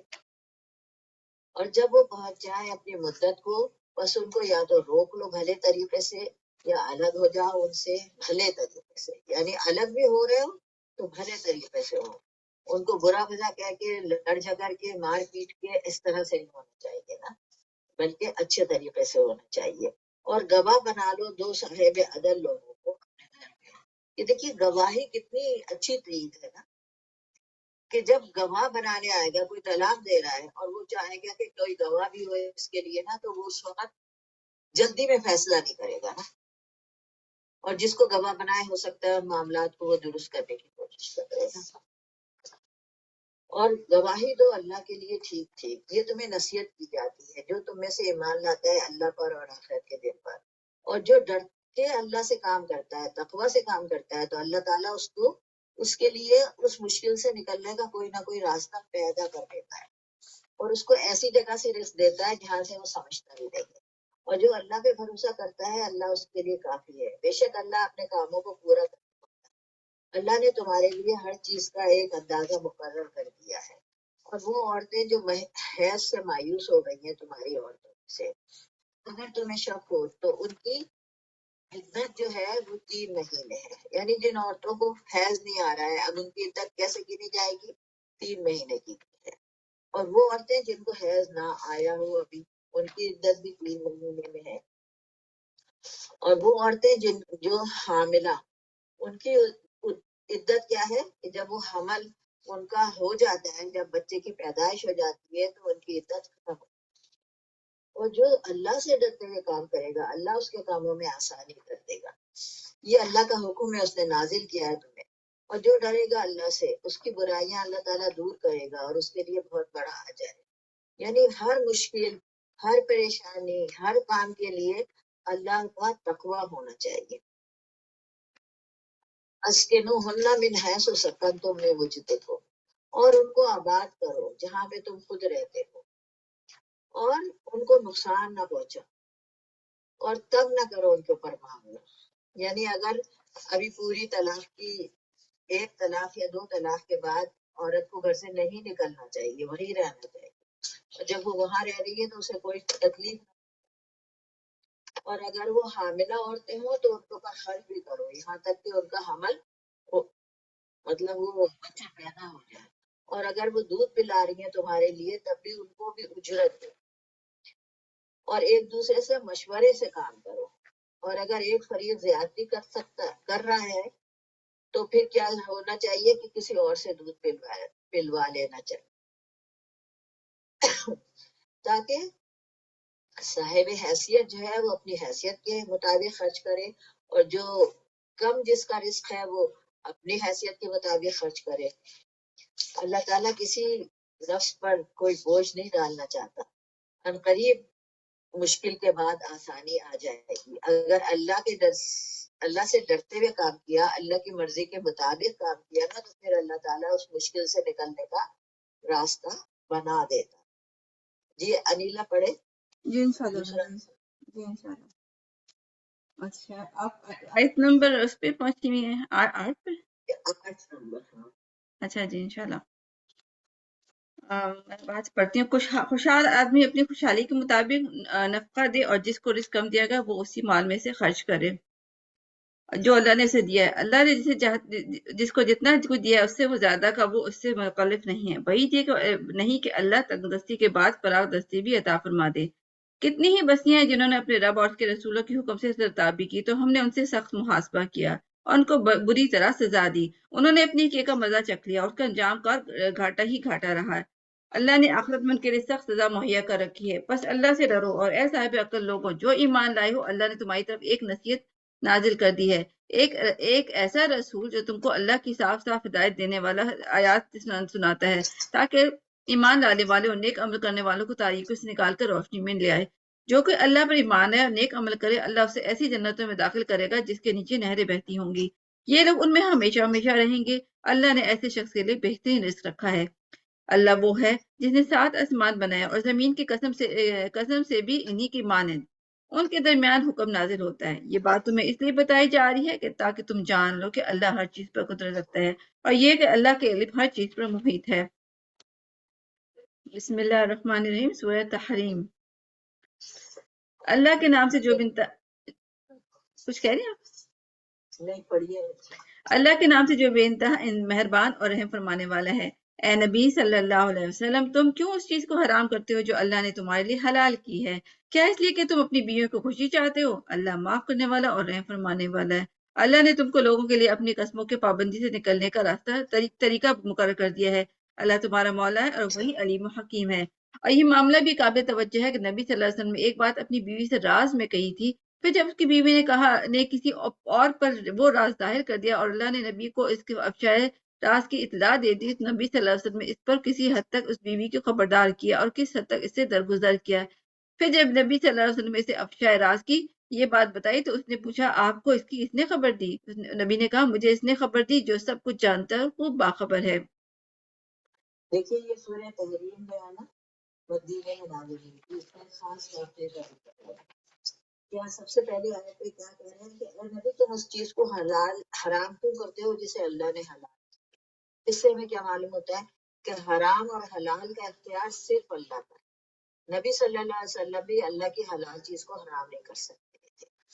تو وہاں پہ واقعہ یہ تھا کہ آپ اپنی ایک بیوی کے پاس جاتے تھے، وہ آپ کو شہد کا شربت پلاتی تھی تو آپ وہاں زیادہ دیر رک جاتے تھے، تو دوسری بیویوں کو یہ بات ناگوار گزری اور ان میں سے دو بیویوں نے آپس میں مشورہ کیا کہ ہم ان سے ایسی کوئی بات کہیں گے کہ جس سے وہ وہاں نہیں رہیں، اور یہ کہیں گے کہ آپ کی منہ سے مغافیر کی بدبو آ رہی ہے، یعنی وہ جو شہد تھا اس میں سے کوئی ایک بو آتی تھی۔ تو رسول اللہ صلی اللہ علیہ وسلم سے جب انہوں نے یہ کہا تو آپ سمجھ گئے اور آپ نے قسم کھا لی کہ اب میں شہد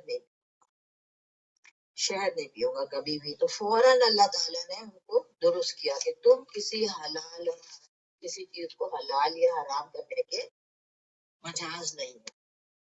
اور پھر یہ بھی کہا کہ تمہاری قسموں سے نکلنے کا تمہیں اللہ نے طریقہ بتا دیا، یعنی جب غلط قسم کھا لو تو اس کو توڑ دو اور اس کا کفارہ ادا کرو۔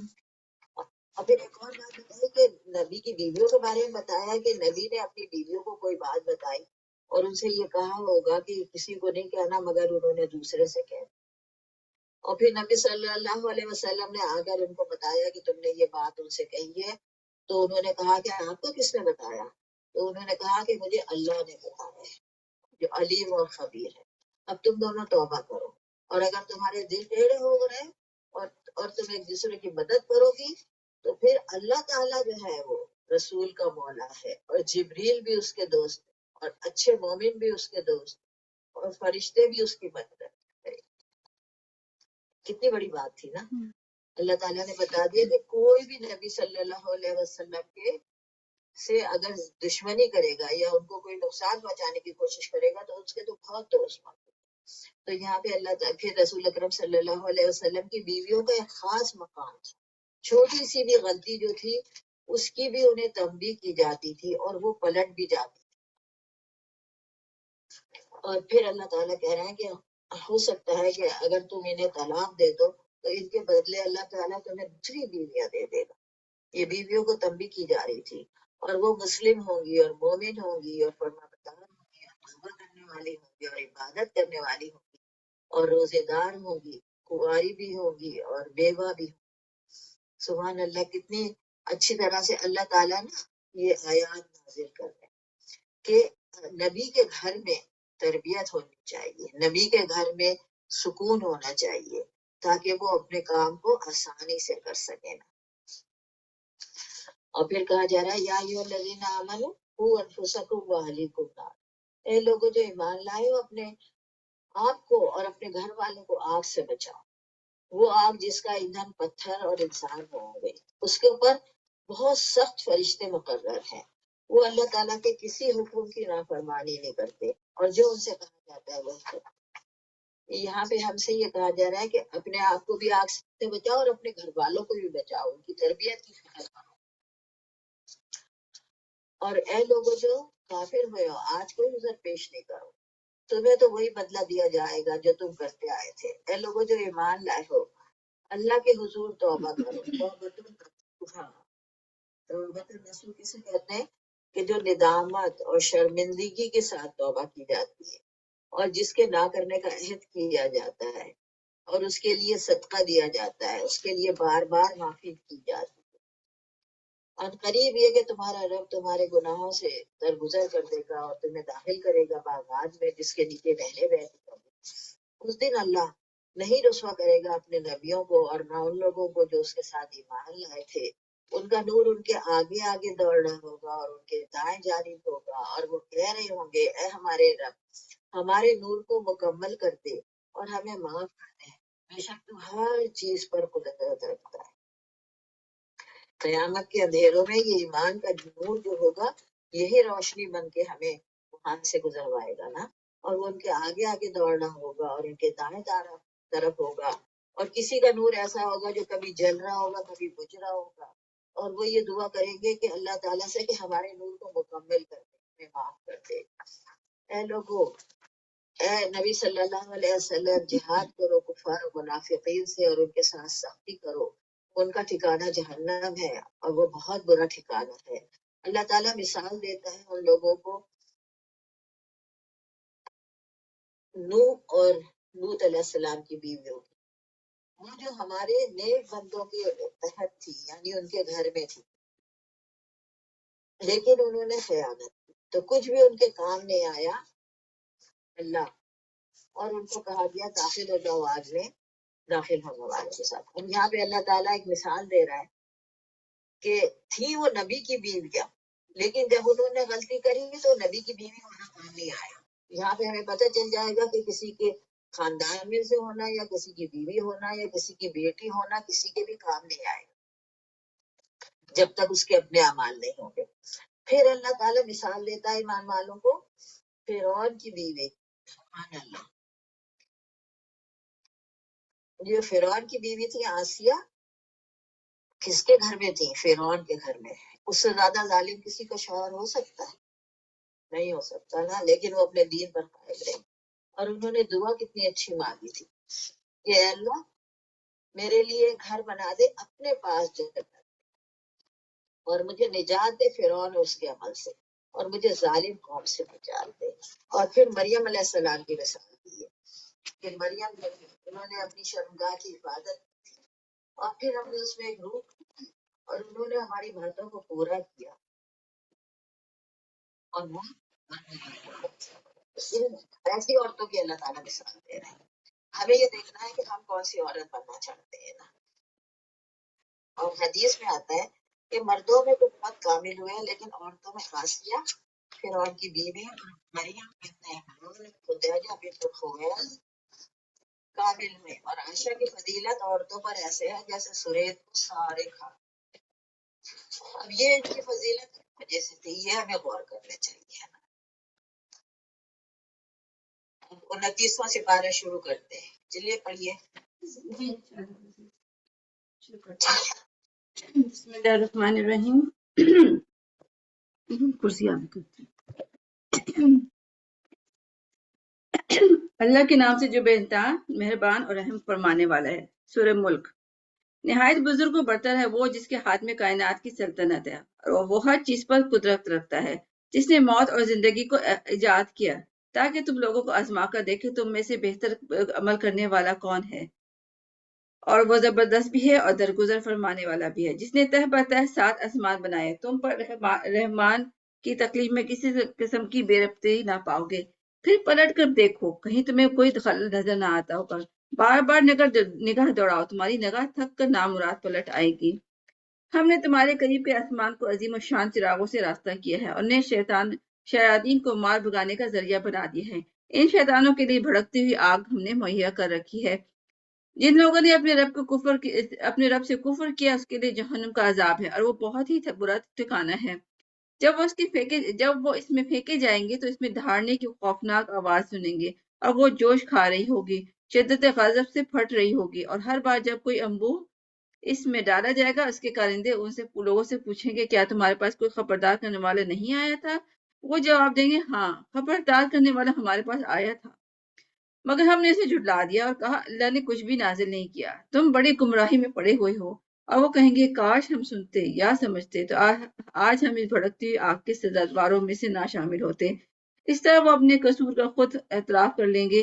لعنت ہے ان دوزخوں پر جو لوگ بے دیکھے اپنے رب سے ڈرتے ہیں، یقیناً ان کے لیے مغفرت ہے اور بڑا اجر ہے۔ تم خواہ چپکے سے بات کرو یا اونچی آواز میں، اللہ کے لیے یکساں ہے، وہ تم کو دلوں کا حال تک جانتا ہے۔ کیا وہی نہ جانے گا جس نے پیدا کیا ہے؟ حالانکہ وہ باریک بھی ہیں اور باخبر ہے۔ وہی تو ہے جس نے تمہارے لیے زمین کو تابع کر رکھا ہے، چلو اس کی چھاتی پر اور کھاؤ خدا کا رزق۔ اسی کے حضور تمہیں دوبارہ زندہ ہو کر جانا ہے۔ کیا تم بے خوف ہو کہ جو کچھ آسمان میں ہے تمہیں زمین میں دھسا دے اور یقیناً یہ زمین جھکولے کھانے لگے؟ کیا تم سے بے خوف ہو کہ جو کچھ آسمان میں ہے تم پر پتھراؤ کرنے والی ہوا بھیج دے؟ پھر تمہیں معلوم ہو جائے کہ یہ میری تنبیہ کیسی ہے۔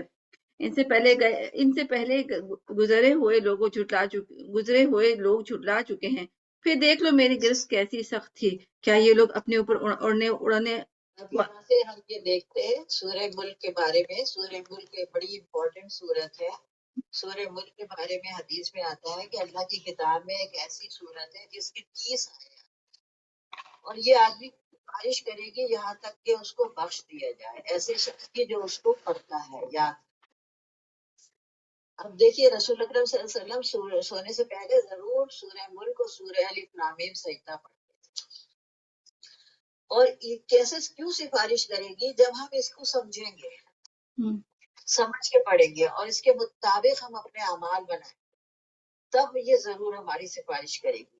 ہم سورہ ملک پڑھ رہے ہیں سالوں سے پڑھ رہے ہیں، ہمیں پتہ ہے کہ اس میں کیا ہے، اس میں کس چیز کا ذکر ہے، اللہ تعالیٰ ہم سے کیا کہہ رہا ہے، اللہ تعالیٰ کیا فرما رہا ہے، اللہ تعالیٰ کیسے اپنی قدرت دکھا رہے ہیں نا۔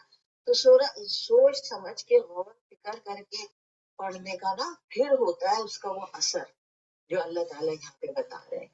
اور کیا تم نے نہیں دیکھا کہ پرندوں کو کہ وہ کیسے پر پھیلائے اور پر سکیڑے، کون انہیں تھامے ہوئے ہے رحمان کے سوا؟ بے شک وہ ہر چیز کو دیکھ رہا ہے۔ سبحان اللہ، صرف پرندے بھی اڑ رہے تو ہم غور کریں اس بات کہ کیسے اڑ رہے ہیں، کس نے انہیں ہوا میں تھاما؟ کیا وہ شخص جس کے لشکر ہے وہ تمہاری مدد کر سکتا ہے اللہ کے سوا؟ کافر تو صرف دھوکے میں ہے۔ یا وہ جو اور کوئی اور ہے جو تمہیں رزق دیتا ہے، دے سکتا ہے اگر اللہ تمہارا رزق روک دے، بلکہ وہ لوگ تو اڑے ہوئے ہیں ایک بات پر اور ان کی نفرت میں اضافہ ہو رہا ہے۔ کیا وہ شخص جو آندھا چلتا ہے اپنے منہ کے بل زیادہ سیدھے راستے پر ہے، یا وہ شخص جو سیدھے ایک راستے پر چل رہا ہے سیدھا؟ اللہ تعالیٰ جھنجھوڑ رہا ہے نا۔ اگر ہمیں اس کے مطلب سمجھ میں آئیں گے نا پڑھتے ہوئے، جب ہم یہ دیکھیں گے کہ ہمیں کون رزق دے رہا ہے، ہمیں کون سیدھا چلا رہا ہے، نہیں تو کچھ لوگ جو ہیں وہ الٹے چل رہے ہیں، منہ کے بل چل رہے ہیں۔ قل هو الذی انشأکم، وہی ہے جس نے تمہیں پیدا کیا اور تمہارے کان اور آنکھ اور دل بنائے، مگر تم کبھی شکر گزار ہوتے ہو۔ وہی ہے جس نے تمہیں پھیلا دیا زمین میں، پھر اسی کی طرف اکٹھے کیے جاؤ گے۔ اور وہ کہتے ہیں وہ وعدہ کب آئے گا سچا، کب سچا ہوگا؟ یعنی جو لوگ اللہ کی باتوں پہ یقین نہیں کرتے یا عمل نہیں کرنا چاہتے تو ہر وقت پوچھتے ہیں بھائی قیامت کب آئے گی، قیامت کہاں ہے، کب کیسے آئے گی؟ کہہ دیجئے کہ اس کا علم تو صرف اللہ کے پاس ہے، اور میں تو صرف ایک خبردار کرنے والا ہوں ظاہر۔ اور جب تم اس کو دیکھو گے قریب تو سیاہ ہو جائیں گے چہرے ان لوگوں کے جو کافر ہیں، اور ان سے کہا جائے گا کہ دیکھو یہ ہے جس کا تم مطالبہ کرتے تھے۔ کہہ دیجئے کہ اگر اللہ مجھے ہلاک کر دے اور جو میرے ساتھ ہے یا رحم کرے ہم پر، تو اور کون ہمیں پناہ دے گا اللہ کے دردناک عذاب سے؟ کافروں کو کون پناہ دے گا اللہ دردناک عذاب سے؟ کہہ دیجئے کہ وہی رحمان ہے، ہم اس پر ایمان لائے، اسی پہ توکل کرتے ہیں، اور عنقریب جان لیں گے جو گمراہی میں ہے کہ کیسا انجام ہوتا ہے۔ کہہ دیجئے کیا تم دیکھتے نہیں ہو کہ اگر اللہ تمہارے پانی کو خشک کر دے، کوئی تمہیں پانی لا کے دے سکتا ہے؟ پانی ایک ایسی چیز ہے نا جو انسان نہیں بنا سکتا، کسی بھی طرح سے نہیں بنا سکتا۔ اللہ تعالیٰ کہہ رہے ہیں کہ پانی اگر چلا جائے، زمین کی جڑوں میں اتر جائے، اوپر نہ ہو، تو پھر کون لائے گا پانی؟ اور اس میں ہم سے یہ کہا گیا ہے کہ اللہ کی نعمتوں پہ، اللہ کی قدرتوں پہ غور کرو اور اللہ تک پہنچو اور اللہ کی مرضی کے مطابق کام کرو. اب سورہ قلم، نون والقلم وما یسطرون، قسم کھائی اللہ تعالیٰ نے قلم کی اور جو کچھ وہ لکھا ہے. قلم، اللہ تعالیٰ نے سب سے پہلے قلم پیدا کیا تھا. آپ سوچیں قلم کی کیا اہمیت ہے، جو پین ہوتا ہے. سب سے پہلے اللہ نے قلم پیدا کیا اور اس سے کہا لکھو. اس نے کہا کہ میں کیا لکھوں؟ تو اللہ نے کہا کہ سب کی تقدیر لکھو، سارے انسانوں کی جو پیدا دنیا میں آئیں گے شروع سے آخر تک ان سب کو لکھوایا ہوا. اللہ تعالیٰ نے لکھ کے رکھتا ہے چیزیں. اور پھر اللہ تعالیٰ کہہ رہے ہیں ماں انتا بے نعمت ربی کا بھی مجنون، تم اپنے رب کی نعمت کی وجہ سے مجنون نہیں ہو، بلکہ تمہارے لیے تو ایسا اجر ہے جو کبھی بھی ختم، اس کا سلسلہ رکے گا ہی نہیں. اللہ تعالیٰ نے ایسا انتظام کیا ہوا ہے رسول اکرم صلی اللہ علیہ وسلم کے اجر کا کہ ہمیشہ ان کا اجر جو ہے جاری اور ساری رہے گا. ہمیشہ لوگ آپ پر درود و سلام بھیجتے رہیں، اس کا اجر انہیں پہنچتا رہے گا اور یہ سلسلہ جاری رہے گا. اذان میں آپ کا ذکر ہوتا ہے، وسیلے کا دعا کرتے ہیں اس میں آپ کا ذکر ہوتا ہے. اور ویسے بھی اللہ تعالیٰ کا ذکر جب ہوتا ہے، قرآن پڑھا جاتا ہے تو اس میں رسول کا ذکر بھی ساتھ ساتھ ہوتا ہے. رسول کے سنتوں پہ ہم عمل کرتے ہیں، اس کا اجر انہیں ملتا ہے. یعنی ان کا اجر جو ہے ایسا ہے کہ وہ کبھی ختم ہی نہیں ہوگا. اور آپ اخلاق کے بہترین مرتبے پر فائز. اللہ تعالیٰ نے گواہی دی ان کے اخلاق. بس ان قریب تم دیکھو گے اور وہ بھی دیکھ. کس کو آزمایا جائے گا؟ بے شک تمہارا رب خوب جانتا ہے کون گمراہ ہے راستے سے، اور وہ ان کو بھی جانتا ہے جو سیدھے راستے پر ہے. بس آپ جھوٹ لانے والوں کی اطاعت مت کریں، وہ تو یہ چاہتے ہیں کہ وہ پھسل جائیں اور پھر تمہیں بھی پھسلا لیں. اور تم ہرگز اطاعت مت کرنا اس شخص کی جو جھوٹی قسمیں کھاتا ہے اور چغلیاں کرتا ہے اور تانے دیتا ہے اور بہت زیادہ چلت پھلت. کچھ لوگ ہوتے ہیں نا بہت زیادہ ادھر ادھر جا رہے یہ کر رہے ہیں، باتیں کر رہے ہیں، چغلیاں کر رہے ہیں، اس کی اس سے لگا رہے ہیں، اس کی اس سے لگا رہے ہیں. اللہ تعالیٰ ہم سب کو اس چیزوں سے محفوظ رکھے. منائل للخیر، اور نیکی کے کاموں کو منع کرنے والا ہے، بہت زیادہ گناہگار ہے، بد مزاج ہے، زنیم، اور اس کے بعد گناہ کے کام کرتا ہے. یہ کہ ہم نے اس کو مال اور اولاد دیے ہوئے ہیں، یہ جو ہے کہا جاتا ہے کہ یہ مکے کے کسی سردار کے بارے میں یہ کہا جاتا ہے. جب اس پر ہماری آیتیں پڑھی جاتی ہیں تو کہتا ہے کہ یہ تو پرانے زمانے کے قصے. سنسمہ علی الخرطوم، اللہ تعالیٰ کہہ رہے ہیں کہ ہم اس کی ناک پہ نشان لگائیں گے. ولید بن مغیرہ کے لیے کہا جاتا ہے کہ یہ آیت آئی ہے کہ اس کی یہ خصوصیات تھی، اور اس کی موت جب ہوئی تھی اس کے ناک پہ تلوار کا زخم لگا تھا تو اس سے اس کی موت ہوئی تھی.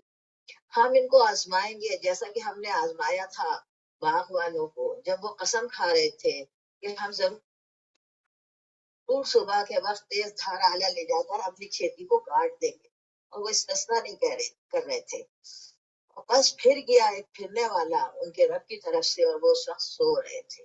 یہاں پہ ان باغ والوں کا قصہ بتایا ہے، مکے والوں کو سنایا جا رہا ہے کہ یہ باغ والا جو تھا یہ اپنے باغ کے 3 حصے کرتا تھا، ایک گھر والوں کے لیے، ایک رشتہ داروں کے لیے، اور ایک فقراء مساکین میں بانٹنے کے لیے. جب اس کا باپ مر گیا تو اس کے بیٹے جو تھے تو وہ کہنے لگے کہ ہم دوسروں کو کیوں حصہ دیں، ہم رات چلے جاتے ہیں اور اپنی کھیتی کو کاٹ کے لے آتے. تو پھر کیا ہوا کہ وہ سو رہے تھے تو اللہ نے ایک ایسی آفت بھیجی کہ ان کا باغ جو تھا وہ ختم ہو گیا. فاصبحت کالصریم، وہ چورا چورا ہو گیا. پھر پکارا انہوں نے صبح صبح اٹھ کر ایک دوسرے کو کہ چلو جلدی سے چلو اپنے باغ کی طرف، ہم اس کو کاٹیں گے.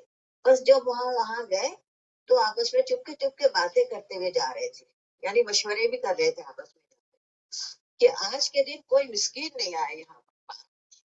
یعنی ان کا یہ ارادہ تھا کہ کسی کو اور کو نہیں دیں گے، کسی مسکین کو نہیں دیں گے. اور وہ صبح سویرے اپنے فیصلہ کرنے میں جلدی کر رہے تھے. بس جب انہوں نے اس کو دیکھا تو کہنے لگے کہ ہم تو گمراہ ہوں کیا. اب جب وہاں دیکھتے ہیں تو وہ باغ تھا ہی نہیں وہاں پر. تو کہنے لگے کہ شاید ہم بھٹک گئے ہیں. پھر کہنے لگے نہیں ہم تو محروم ہو گئے ہیں. ان کے ایک اوسط درجے کے سمجھدار آدمی نے کہا کہ میں نے تم سے نہیں کہا تھا کہ تم اللہ کی تسبیح کرو. پھر وہ کہنے لگے پاک ہے ہمارا رب، بے شک ہم تو بڑے ظالم تھے. پھر آپس میں ایک دوسرے کے مقابلے میں آئے ملامت کرتے ہوئے اور کہنے لگے کہ ہاں ہم نے تو بڑی سرکشی کی تھی، ان قریب ہمارا رب ہمیں اس سے بہتر دے دے گا، بے شک ہم اپنے رب کی طرف رغبت کرتے ہیں. یعنی بدنیتی کا کیا انجام ہوتا ہے یہاں پہ اللہ نے یہ بتایا. اور اللہ کے مال میں سے جب دیا جاتا ہے تو وہ اور بڑھ کے ملتا ہے، اور جب اس مال میں سے یہ عہد کر لیں گے اب کسی کو نہیں دیں گے تو اس مال کو ضائع ہو جاتا ہے. اسی طرح عذاب ہوگا. اور آخرت کا عذاب تو بہت بڑا ہے، کاش کو جانتے. ان کے متقیوں کے لیے ان کے رب کے پاس بڑی نعمت بھری جنتیں ہیں. کیا ہم مسلمانوں کو مجرموں کی طرح یعنی جس کے عمل الگ الگ ہیں، ایک مسلمان کے اور ایک کافر کے عمل الگ الگ ہیں، تو وہ ان کو بدلہ کیسے ایک ہی ملنا چاہیے؟ نہیں ملنا چاہیے نا. مالکم کیف تحکمون، کیا ہے تمہارے لیے، تم کیسا فیصلہ کرتے ہو؟ کیا تمہارے پاس کتاب ہے اچھا تو تم پڑھتے ہو، یا جو تم اختیار کرو گے وہی ہوگا، یا تم سے کوئی وعدہ لیا ہوا ہے قیامت کے دن جو پورا ہوگا؟ بے شک تمہارے لیے تو وہی ہے جو تم فیصلہ کرو. ان سے سوال کرو کہ اس چیز کا کہ جو دعوے کرتے ہو اس کا ضامن کون ہے، کیا ان کے کوئی شریک ہے؟ بس لے آؤ ان شریکوں کو.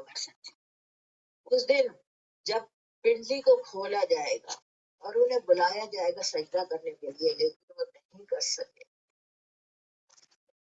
ایک مثال دی گئی ہے قیامت کے دن. بخاری کی حدیث میں ہے نا کہ قیامت کے دن اللہ پنڈلی کو کھولے گا، سب سجدے میں گر جائے سوائے ان کے جو دکھاوے کے لیے نماز پڑھتے تھے یا نہیں پڑھتے تھے. سبحان اللہ، سجدہ ہی نہیں کر سکتے تھے وہاں پر. ان کی نگاہیں جھکی ہوئی ہوں گی اور ذلت ان پر چھا رہی ہوگی، اور ان کو پہلے بلایا جاتا تھا سجدہ کرنے کے لیے، لیکن وہ اس وقت سالم تھے، صحیح سالم تھے، لیکن سجدہ نہیں کرتے تھے. بس چھوڑ دو اسے. اور جو جھٹلاتا ہے اس بات کو، ہم ان قریب ان کو کھینچ کر لے جائیں گے ایسی جگہ جس کو وہ نہیں جانتے. سنستدرجہم، استدراج کیا ہوتا ہے کہ ایک انسان بہت خراب عمل کر رہا ہے، غلط باتیں کر رہا ہے، دنیا اسے خوب ملی ہوئی ہے اور وہ اپنی برائیوں کو چھوڑ ہی نہیں رہا ہے، تو یہ استدراج ہوتا ہے. اللہ تعالیٰ کہتا ہے کہ پھر ہم اس کو ڈھیل دے دیتے، وہ اور گناہ کرے مزید گناہ کرے اور پھر ایک دم سے اسے پکڑ لے. اللہ تعالیٰ سب کو محفوظ رکھے نا. ورنہ کبھی یہ ہوتا ہے نا کہ کوئی انسان غلطی کرتا ہے اور اللہ تعالیٰ اس کو سبق سکھانے کے لیے کسی مشکل میں ڈال دیتا ہے تو وہ اللہ کی طرف پلٹ جاتا ہے، یہ اس کی مہربانی ہوتی ہے. لیکن استدراج میں کیا ہوتا ہے؟ بے خبر، یعنی ہمیں تو کوئی پکڑنے والا ہی نہیں ہے، اللہ تو ہم سے بڑا خوش ہے جب ہی ہم سب کچھ کرتے ہیں اور پھر ایک دم سے پکڑ لیتا ہے.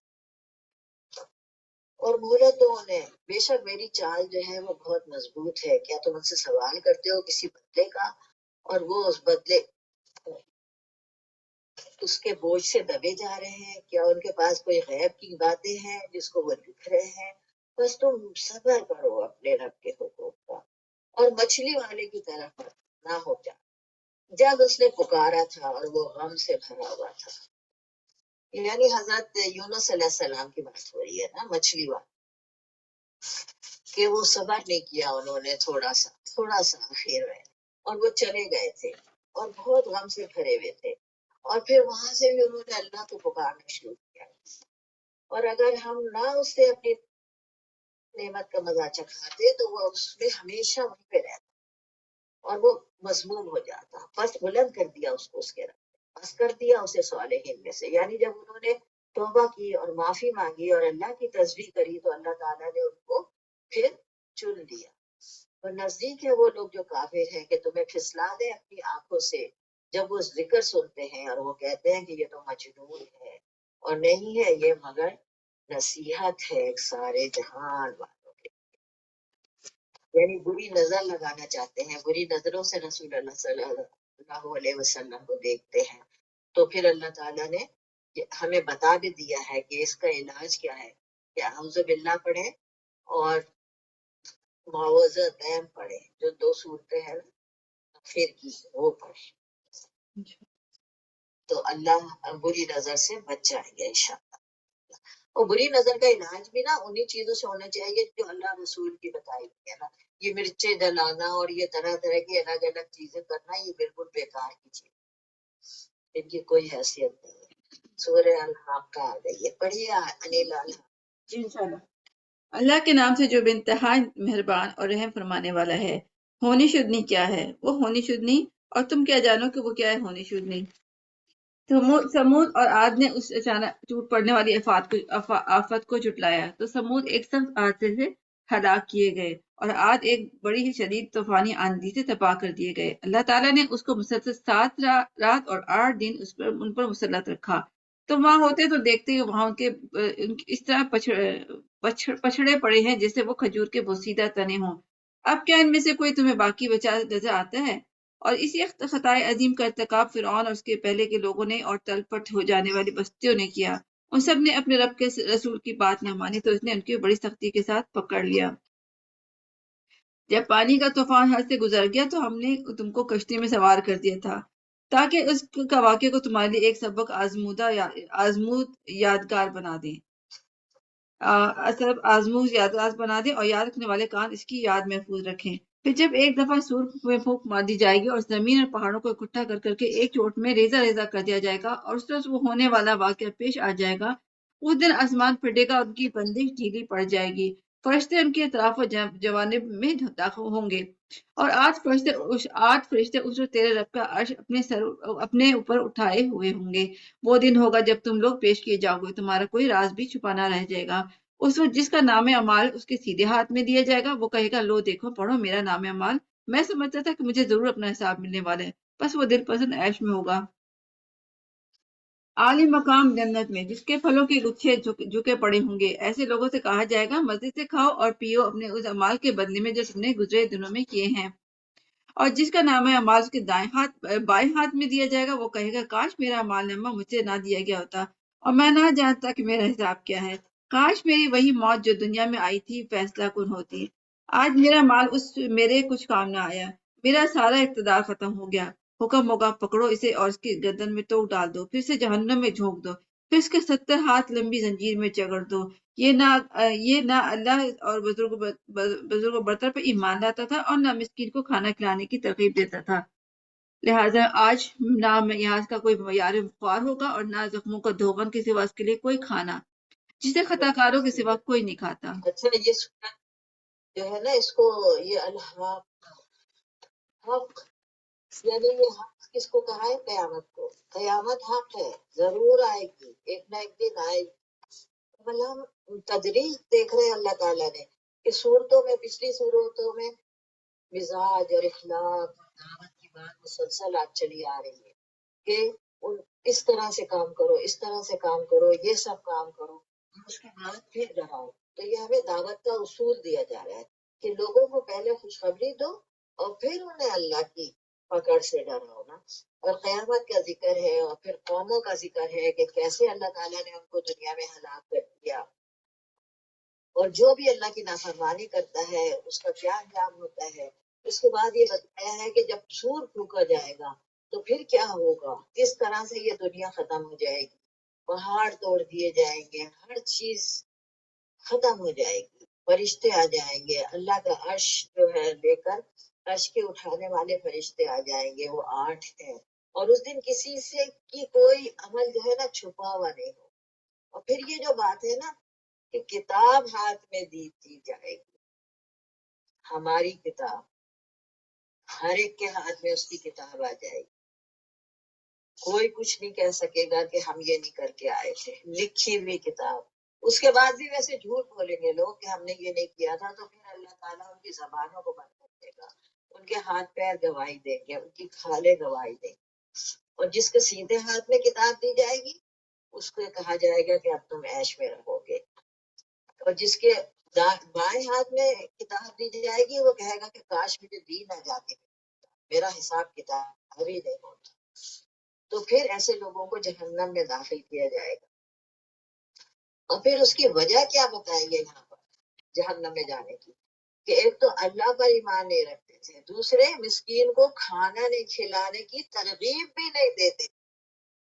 یہاں پہ ترغیب کا ذکر ہے، یعنی مسکین کو جب کھانا نہیں کھلایا جائے اور ہم اس کو کھانا نہیں کھلائے تو جہنم میں جا سکتے. تو آج کل کتنے مسکین ہیں، کتنے بھوکے ہیں دنیا میں، کتنے لوگ بھوک سے مر رہے ہیں. کیا ہم نے ان کی بھوک کا کوئی انتظام کیا ہوا ہے؟ کیا ان کی بھوک کے لیے ہم نے منتھلی بندوبست کیا ہوا ہے کہ ہم 10 مسکینوں کو ہر مہینے کھانا کھلائیں گے، یا 20 کو، یا جتنی بھی ہماری حیثیت ہو؟ تو اس کا ہمیں ضرور اہتمام کرنا چاہیے کہ ہم بھوکوں کو کھانا کھلائیں، نہیں تو یہ جہنمیوں کی خصوصیات ہے کہ وہ بھوکوں کو کھانا نہیں کھلاتے تھے. تو پھر ان کا وہاں پہ کوئی بھی مددگار نہیں ہوگا. پھر اللہ تعالیٰ کہہ رہے ہیں کہ فلا اقسم بما تبصرون وما لا تبصرون انہ لقول رسول کریم. یعنی یہ جو کتاب ہے یہ ایک بڑے بزرگ برتر اللہ تعالیٰ کے پاس سے ایک پیغامبر ایک لے کر آئے ہیں، پیغامبر جو جبرائیل علیہ السلام تھے. اور یہ کسی شاعر کا قول نہیں ہے. تم لوگ کمی ایمان لاتے ہو، نہ کسی کاہن کا قول ہے، مگر تم کمی نصیحت کرتے ہو. یہ تو نازل ہوا ہے تمہارے رب کی طرف سے، اور اگر وہ بھی ہمارے اوپر کوئی بات کرتا تو ہم اس کو دائیں ہاتھ سے پکڑ لیتے. یعنی رسول اللہ بھی اللہ تعالیٰ کے متعلق کوئی غلط بات نہیں کہہ سکتے تھے. اور پھر کوئی بھی ہمیں عاجز کرنے والا نہیں تھا کہ ہم یہ کام نہ کریں. یہ تو ایک نصیحت ہے متقیوں کے لیے، اور ہم جانتے ہیں کہ تم میں جھوٹے بھی، اور یہ حسرت ہے کافروں کے لیے. لیکن یہ ایک سچ بات ہے، بس تسبیح کرو اپنے رب کی. یہ ہمارے لیے حسرت نہ ہو جائے، اللہ تعالیٰ یہ ہمارے لیے ایک گزر بن جائے، ہمیں جنت میں جانے کا طریقہ مل جائے اس کتاب کے ذریعے سے. اب سورہ معارج آ گئی نا، سورہ معارج پڑھے. اللہ کے نام سے جو بے انتہا مہربان اور رحم فرمانے والا ہے. مانگنے والے نے عذاب مانگا ہے، وہ عذاب جو ضرور واقع ہونے والا ہے کافروں کے لیے ہے، کوئی اسے دفع کرنے والا نہیں. اس خدا کی طرف سے جو عروج کے زینوں کا مالک ہے. ملائکہ اور روح اس کے حضور چڑھ کر جاتے ہیں ایک ایسے دن میں جس کی مقدار 50,000 سال ہے. بس اے نبی صلی اللہ علیہ وسلم صبر کرو، شائستہ صبر. یہ لوگ اسے دور سمجھتے ہیں اور ہم اسے قریب دیکھ رہے ہیں. وہ عذاب اس روز ہوگا جس روز آسمان پگھلی ہوئی چاندنی کی طرح ہوگا اور پہاڑ رنگ برنگ کے دھنکے ہوئے اون جیسے ہوں جائیں گے، اور کوئی جگری دوست اپنے جگری دوست کو نہ پوچھے گا، حالانکہ وہ ایک دوسرے کو دکھائے جائیں گے. مجرم چاہے گا کہ اس دن کے عذاب سے اسے بچنے کے لیے اپنی اولاد کو، اپنی بیوی کو، اپنے بھائی کو، اپنے قریب ترین خاندان کو جو اسے پناہ دینے والا تھا اور روئے زمین میں سب لوگوں کو فدیے میں دے دے، اور یہ تدبیر اسے نجات دلا دے. ہرگز نہیں، وہ تو بھڑکتی ہوئی آگ کی لپٹ میں ہوگی جو گوشت کو چاٹ دے گی. پکار کے اپنی طرف بلائے گی ہر شخص کو جس نے حق سے منہ موڑا اور پیٹ پھیری اور مال جمع کیا اور سید کر رکھا. انسان تھوڑ دلا پیدا کیا گیا ہے، جب اس پر مصیبت آتی ہے تو گھبرا اٹھتا ہے، اور جب اسے خوشحالی نصیب ہوتی ہے تو وہ بخل کرنے لگتا ہے. مگر وہ لوگ اس عیب سے بچے ہوئے ہیں جو نماز پڑھنے والے ہیں، جو اپنی نماز کی ہمیشہ پابندی کرتے ہیں، جن کے دلوں میں سائل اور محروم کا ایک مقرر حق ہے، جو روز جزا کا برحق مانتے ہیں، جو اپنے رب کے عذاب سے ڈرتے ہیں، کیونکہ اس کے رب کا عذاب ایسی چیز نہیں ہے جس سے کوئی بے خوف ہو. جو اپنی شرمگاہوں کی حفاظت کرتے ہیں بجز اپنی بیویوں یا اپنی مملوکہ عورتوں کے، جن سے محفوظ نہ رکھنے میں ان پر کوئی ملامت نہیں. البتہ جو اس کے علاوہ کچھ اور چاہیں وہی حد سے تجاوز کرنے والے ہیں، جو اپنی امانتوں کی حفاظت کرتے ہیں، اپنے عہد کا پاس رکھتے ہیں، جو اپنی گواہیوں میں راز بازی کا قائم رکھتے ہیں، اور جو اپنی نماز کو حفاظت کرتے ہیں، جو لوگ عزت کے ساتھ جنت کے باغوں میں رہیں گے. بس اے نبی صلی اللہ علیہ وسلم کیا بات ہے، یہ منکرین دائیں اور بائیں سے گروہ در گروہ تمہاری طرف دوڑے چلے آ رہے ہیں. کیا ان میں سے ہر ایک کا یہ لالچ ہے کہ وہ نعمت بھری جنت میں داخل کر دیا جائے گا؟ ہرگز نہیں. ہم نے جس چیز سے اس کو پیدا کیا یہ خود جانتے ہیں. بس نہیں، میں قسم کھاتا ہوں مشرقوں اور مغربوں کے مالوں کی، ہم اس پر قادر ہیں کہ ان کی جگہ اس سے بہتر لوگوں کو لے آئیں، اور کوئی ہم سے بازی لے جانے والا نہیں ہے. لہٰذا انہیں اپنی بےہودہ باتوں اور اپنے کھیل میں پڑا رہنے دو، یہاں تک کہ اپنے اس دن کو پہنچ جائیں جس کا ان سے وعدہ کیا جا رہا ہے، جب یہ اپنے قبروں سے نکل کر اس طرح دوڑے جا رہے ہوں گے جیسے اپنے بتوں کے استانوں کی طرف دوڑ رہے ہوں گے. ان کی نگاہیں جھکی ہوں گی، ذلت ان پہ چھا رہی ہوگی. وہ دن ہے جس کا ان کو وعدہ کیا جا رہا ہے. تو یہ بھی سورج جو ہے نا، دیکھیے اس میں کوئی قیامت کا ذکر ہے، بار بار قیامت کا ذکر آ رہا ہے کہ قیامت کے آنے سے پہلے تم لوگ یہ کام کر لو. اور کون سی چیزیں ہیں جو ہمیں اللہ کے عذاب سے بچا سکتی ہیں، اور متقی لوگ کیسے ہوتے ہیں، وہ کیا کرتے ہیں، اور ان جنتیوں کی کیا صفات ہوتی ہے. سب سے پہلی بات اس میں بتائیے نماز پڑھنا. نماز پڑھنا اور اس کے اوپر دائمون یعنی ہمیشہ نماز پڑھتے ہیں. مداومت کرنا، کبھی بھی ڈنڈی مار دی، کبھی چھوڑ دیا، کبھی قضا کر دی، ایسا نہیں ہونا چاہیے. اور پھر اچھی طرح سے نماز کو پڑھنا، اس کے پورے آداب کے ساتھ پڑھنا، اور پھر کسی سائل اور محروم کو اس کا حق دینا، آخرت کی تصدیق کرنا. یہ ساری جنتیوں کی صفات ہے. اپنے رب کے عذاب سے ڈرتے رہنا، شرمگاہوں کی حفاظت کرنا، امانتوں اور عہد کی پابندی اور قسم کی پابندی. اور پھر بعد میں پھر وہ بتا دیا کہ نمازوں کی یہ ضروری ہے، اس کے بغیر نہ جنت میں نہیں جا سکتے. ہم اگر یہ امید ہی رکھتے رہیں کہ ہم تو جنت میں چلے جائیں گے اور پھر کوئی عمل نہیں کرے نا، تو ایسا نہیں. عمل کرنا پڑے گا، اس کے بعد اللہ تعالیٰ کا جو وعدہ ہے وہ جنت میں لے. سورہ نوح آ گئی، جی پڑھیے. بسم اللہ الرحمن الرحیم. ہم نے نوح علیہ السلام کو اس کی قوم کی طرف بھیجا، اس ہدایت کے ساتھ کہ اپنی قوم کے لوگوں کو خبردار کر دے قبل اس کے کہ ان پر ایک دردناک عذاب آئے. اس نے کہا، اے میری قوم کے لوگوں، میں تمہارے لیے ایک صاف صاف خبردار کرنے والا پیغمبر ہوں. تم کو آگاہ کرتا ہوں کہ اللہ کی بندگی کرو، اس سے ڈرو، میری اطاعت کرو. اللہ تمہارے گناہوں سے درگزر فرمائے گا اور تمہیں ایک وقت مقرر تک باقی رکھے گا. حقیقت یہ ہے کہ اللہ کا مقرر کیا وہ وقت جب آ جاتا ہے تو پھر ٹالا نہیں جاتا. کاش تمہیں اس کا علم ہو. اس نے عرض کیا، اے میرے رب، میں نے اپنی قوم کے لوگوں کو شب و روز پکارا، مگر میری پکار کے فرار ہی میں اضافہ کیا. اور جب بھی میں نے ان کو بلایا تاکہ تو انہیں معاف کر دے تو انہوں نے کانوں میں انگلیاں ٹھوس لی اور اپنے کپڑوں سے منہ ڈھانپ لیے اور اپنی روش پر اڑ گئے اور بڑا تکبر کیا. پھر میں نے ان کو ہانکے پکارے دعوت دی، پھر میں نے علانیہ بھی ان کو تبلیغ کی اور چپکے چپکے سے بھی سمجھایا.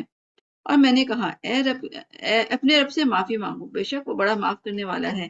وہ تم کو آسمان سے خوب بارشیں برسائے گا، تمہیں مال اور اولاد سے نوازے گا، تمہارے لیے باغ پیدا کرے گا اور تمہارے لیے نہریں جاری کر دے گا. تمہیں کیا ہو گیا کہ اللہ کے لیے کسی کو وقار کی توقع نہیں رکھتے، حالانکہ اس نے طرح طرح سے تمہیں بنایا ہے.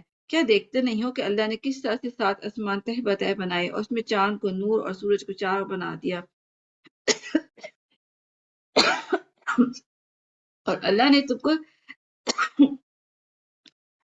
نے تم کو زمین میں عجیب طرح اگایا، پھر وہ تمہیں اس زمین میں واپس لے جائے گا اور اس سے یک تم کو نکال کھڑا کرے گا. اور اللہ نے زمین کو تمہارے لیے فرش کی طرح بچھا دیا تاکہ تم اس کے اندر کھلے راستوں میں چلو. جی بے شک اس میں حضرت قرآن میں مسلسل کو اللہ تعالیٰ کا باتیں ہم کرتے ہوئے چلے آ رہے ہیں، تو یہاں بھی بتا. یہ جو 29واں سپارہ ہے نا، اس میں اللہ کی طرف، راستے کی طرف دعوت دینے کا بہت ذکر ہے، اور اس راستے میں کس کس طرح سے دعوت دی اور لوگوں نے کیسی مشکلیں اٹھائی، یہ سب باتیں بتائی جا رہی ہیں. اور نوح علیہ السلام نے بھی اپنی قوم کو ڈرایا تھا نا، اور انہیں خبردار کیا تھا. اور ہم پڑھ چکے ہیں کہ 950 سال تک وہ یہ کام کرتے ہیں. سبحان اللہ، کیسا ان کا صبر تھا. 950 سال تک اپنی قوم کو سمجھایا، مگر وہ لوگ ایمان نہیں لائے. سنا ہے کہ 80 کے قریب لوگ صرف ایمان لائے تھے. تو یہ ہمارے لیے داعی اللہ کے لیے ایک نمونہ ہے کہ ہم لوگ ذرا سی بات بتا کر بڑے بے چین ہو جاتے ہیں، تو ایسا نہیں ہونا چاہیے. دعوت پہ نا مداومت ہونی چاہیے. دائمون ابھی ہم پڑھ چکے ہیں پچھلے سورت میں. تو انہوں نے مسلسل انہیں بتایا اور سمجھایا، اور وہ لوگ انہیں اتنا مارتے تھے. ایک روایت میں لکھا ہے کہ وہ زخمی ہو جاتے تھے، پتھروں سے ڈھک جاتے تھے. پھر جبرائیل آتے تھے، انہیں نکالتے تھے، ان کے اوپر مرہم لگاتے تھے اور کہتے تھے جاؤ پھر دعوت دو. پھر وہ دوسرے دن چلے جاتے تھے. تو مشکلات اللہ کے راستے میں جو آئی تھی ان پر صبر کرنا، ایسا تو کسی کے ساتھ بھی نہیں ہو سکتا نا، جیسے کہ حضرت نوح علیہ السلام کے ساتھ ہوا. لیکن وہ ان کو دعوت دیتے رہے. پھر اللہ سے انہوں نے شکایت کی اور کہا کہ دیکھیں میں نے ان کو صبح شام دعوت اور ان کو بتایا ہے اور سمجھایا ہے اور ان کو استغفار کرنے کا طریقہ بتایا ہے۔ استغفار جو ہوتا ہے نا بہت زبردست چیز، استغفار سے دنیا کی بھی نعمتیں ملتی ہیں اور آخرت کی بھی ملتی ہیں۔ جیسے انہوں نے کہا ہے نا کہ آسمان سے بارش بھی برسے، تمہاری مال اور اولاد میں بھی اضافہ ہوگا اگر تم استغفار کرو گے نا۔ تو لیکن وہ لوگ سنتے ہی نہیں تھے، ان کی بات ہی نہیں مانتے تھے۔ اور استغفار کے بہت فائدے ہیں، ہم سب کو پتا ہے، استغفار کا ہم ذکر کرتے ہیں، استغفار کی تسبیحہ پڑھتے ہیں، لیکن استغفار جو ہوتا ہے نا وہ دنیا کی نعمت اور آخرت میں بھی اس سے ہمیں نعمتیں ملیں گی۔ امام احمد ابن حنبل کا بڑا اچھا ایک واقعہ لکھا ہوا ہے کہ عشاء کی وہ کہیں گئے کسی دوسرے شہر میں، پہلے ایسے ہوٹل وغیرہ تو ہوتے نہیں تھے، تو وہ مسجد میں گئے، لیکن مسجد بند تھی کہ وہ وہاں سو بھی نہیں سکتے تھے، عشاء کی نماز کا وقت ہو گیا تھا۔ تو وہ مسجد سے باہر آ گئے، پریشان تھے، تو وہ جا رہے تھے تو انہیں نان بائی ہوتا ہے نا جو بریڈ بناتا ہے، بیکر جو ہوتے ہیں، وہ نظر آیا۔ بریڈ ہمیشہ زیادہ تر رات میں بنتی ہے، وہ نظر آیا اور انہوں نے اس سے بات کری تو انہیں اپنے گھر میں لے گیا۔ اور وہ جب وہ وہاں پہ گئے تو وہ تو لیٹ گئے سونے کے لیے اور انہیں استغفار کی آوازیں آ رہی۔ تو امام احمد نے ان سے پوچھا کہ یہ تم کیا کر رہے تھے؟ تو اس نے کہا کہ میں استغفار پڑھتا ہوں اور میری ہر دعا قبول ہو جاتی ہے سوائے ایک دعا کے کہ وہ ابھی تک قبول نہیں ہوئی۔ تو انہوں نے پوچھا کہ کیا دعا ہے؟ اس نے کہا کہ میں نے رزق کے لیے دعا کی، میں نے ہر چیز کے لیے دعا کی، دعا قبول ہو گئی، لیکن ایک دعا ہے کہ ایک عالم ہے احمد ابن حنبل، میری دعا ہے کہ اللہ ان سے میری ملاقات کروا دے۔ سبحان اللہ۔ تو حضرت احمد ابن حنبل نے کہا کہ آج اللہ نے اس کو پکڑ کر تمہارے پاس بھیج دیا ہے، یعنی اس کی وہ دعا بھی قبول ہو گئی۔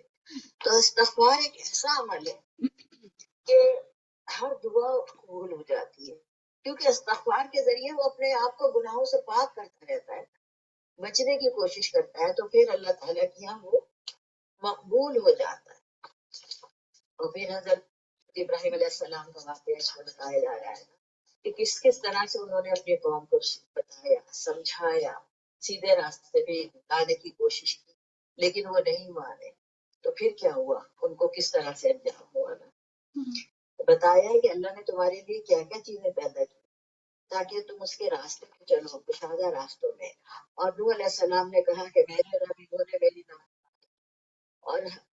اور اس چیز کے پیچھے لگ گئے کہ جو ان کے مال اور اولاد میں خسارے کا سبب بن گیا، یعنی گناہوں کی وجہ سے نا مال اور اولاد بھی کم ہونے لگتے اور بڑی بڑی چالیں چلتے تھے، اور کہنے لگے کہ اپنے معبودوں کو مت چھوڑنا، ود، سوا، یغوث، یعوق، نسرا، یہ سب ان کے معبود تھے، اور یہ جو لوگ تھے نا یہ ان کے قوم کے نیک لوگ تھے حضرت علیہ السلام۔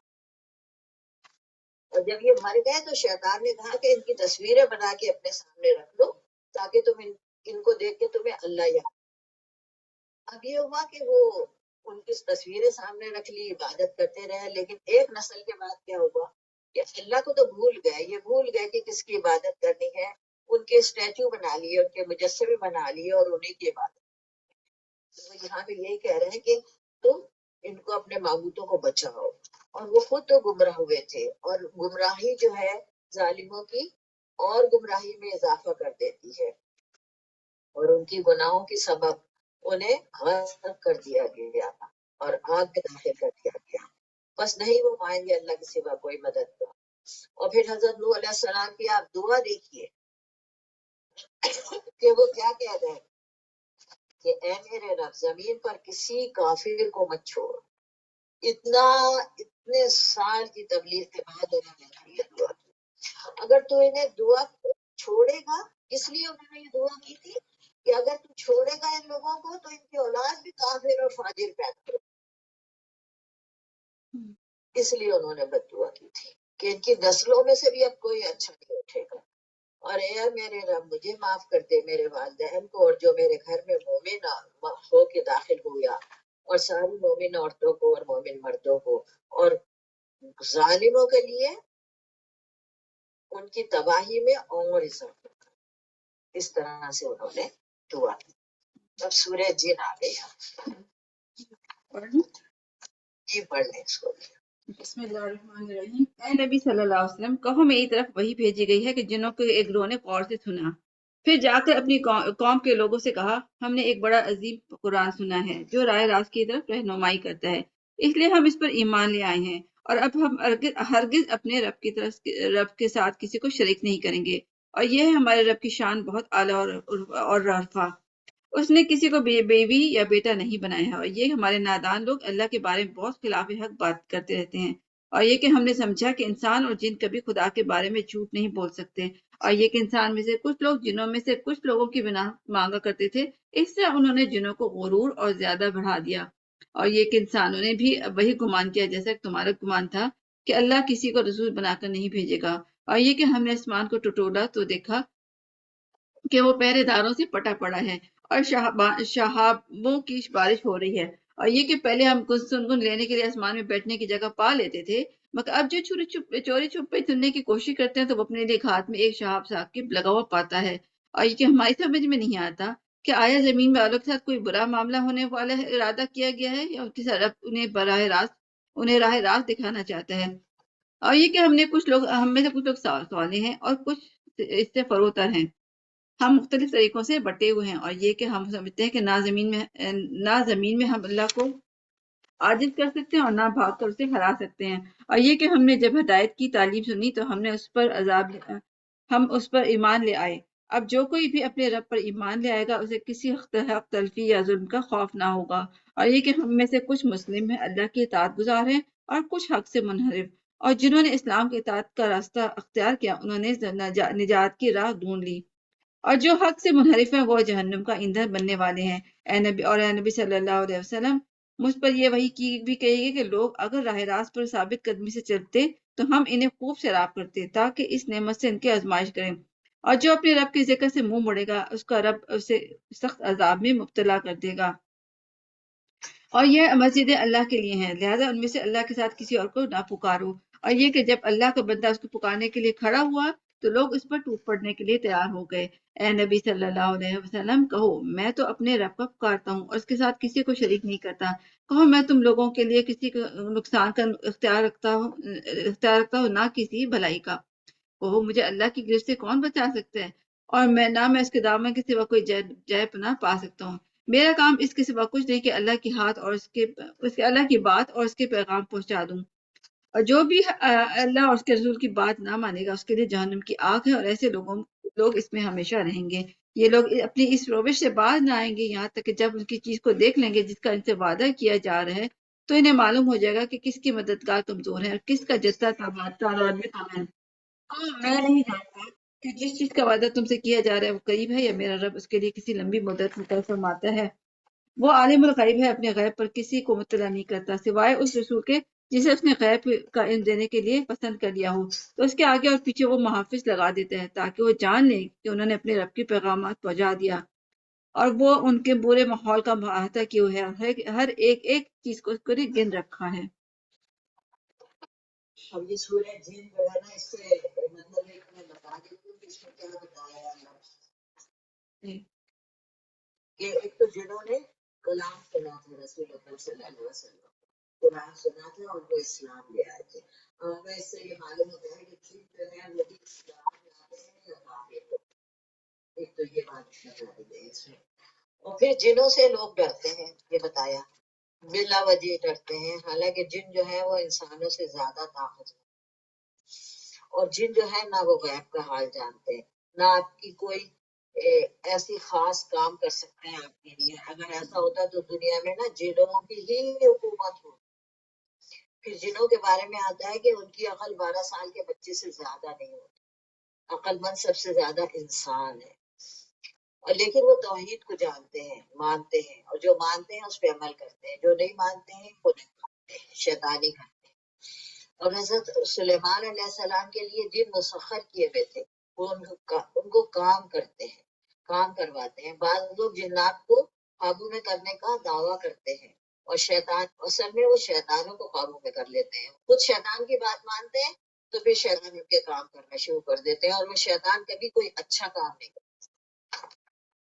तो इंसानों को ना जिनों से डरना नहीं चाहिए, کیونکہ انسان سب سے بڑی مخلوق ہے، طاقتور مخلوق ہے. آیت الکرسی جو ہے، آیت الکرسی ایسی چیز ہے کہ جب آیت الکرسی پڑھی جائے تو کوئی شیطان نہ کر سکتا، کوئی شیطان کسی کا نقصان نہیں کرا سکتا. اور ہمیں اس پہ یقین ہے کہ جنات ہوتے ہیں، اور جو شیطان ہے وہ بھی جنوں میں سے تھا نا. اور شیطان اور جن خود بھی کہہ رہے ہیں نا کہ ہم میں سے کچھ مسلم ہوتے ہیں، کچھ ظلم کرنے والے ہوتے ہیں، وہ سب جانتے ہیں، ان کو بھی پتا ہے کہ دین کیا ہے، جنت میں کون جائے گا، جنت میں جہنم میں کون جائے گا، اور اللہ کی پناہ کے سوا کوئی پناہ نہیں ہے. یہ ساری باتیں اس میں آپ اس کو تفصیل سے پڑھیں کسی وقت تو پھر آپ کو معلوم ہوگا. تو ہم لوگ اتنا ہی پڑھتے ہیں کہ اور پڑھنا ہے. ابھی ٹائم 10 منٹس تو ہیں، مطلب میکسیمم پڑھ لیں کہ آگے ہوئے. ہاں جی، کیونکہ مسلم کے لیے صرف 4-5 صورتیں رکھیں گے سب لوگ کرا لیتے. 10 منٹ پڑھ لیں، ایک صورت تو کم پڑھ ہی سکتے ہیں. جی جی پڑھ لیں. جی پڑھیے. بسم اللہ الرحمن الرحیم. اے اوڑھ لپیٹ کر سونے والے، رات کو نماز میں کھڑے رہا کرو، مگر کم، آدھی رات یا اس سے کچھ کم کر لو، یا اس سے کچھ زیادہ پڑھ لو، اور قرآن کو خوب خوب ٹھہر کر پڑھو. ہم نے تم پر ایک بھاری کلام نازل کرنے والے ہیں، اور دھڑکن رات کو اٹھنا نفس کو قابو پانے کے لیے بہت کارگر، اور قرآن ٹھیک ٹھیک پڑھنے کے لیے زیادہ موزوں ہے. دن کے اوقات میں تو تمہارے لیے بہت مصروفیت ہے، اپنے رب کے نام کا ذکر کیا کرو، اور سب سے کٹ کر اسی کے رہو. وہ مشرق و مغرب کا مالک ہے، اس کے سوا کوئی خدا نہیں ہے، لہذا اس کو اپنا وکیل بنا لو.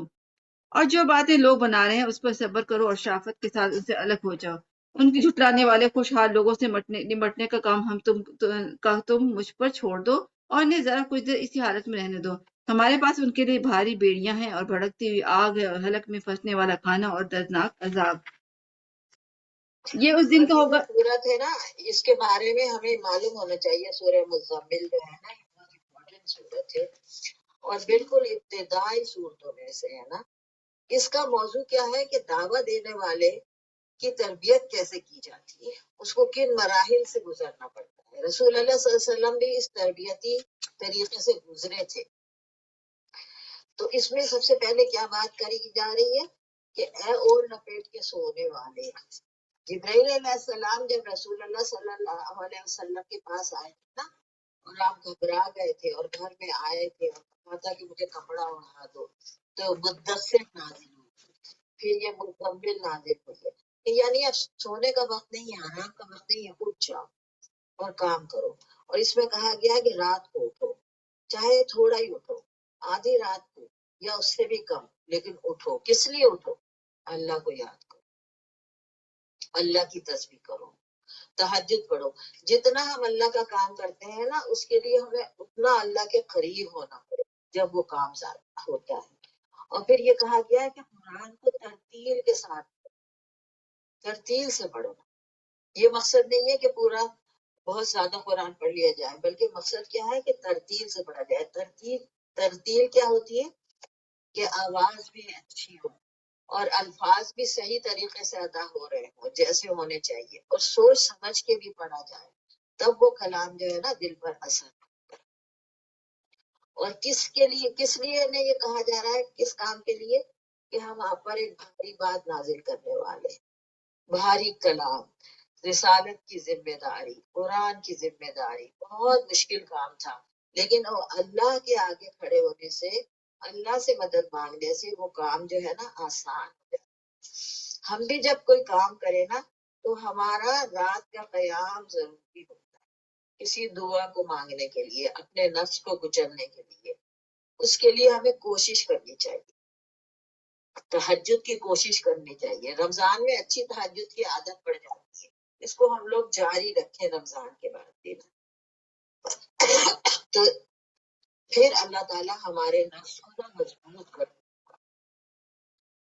حالانکہ رات کو اٹھنا بہت مشکل ہے، اللہ تعالیٰ خود کہہ رہا ہے، لیکن جو اللہ سے محبت کرتا ہے وہ ضرور اٹھتا ہے، جو اپنی تربیت کرنا چاہتا ہے وہ ضرور اٹھتا ہے، اور اٹھ کے اپنے ایمان کو مضبوط کرتا.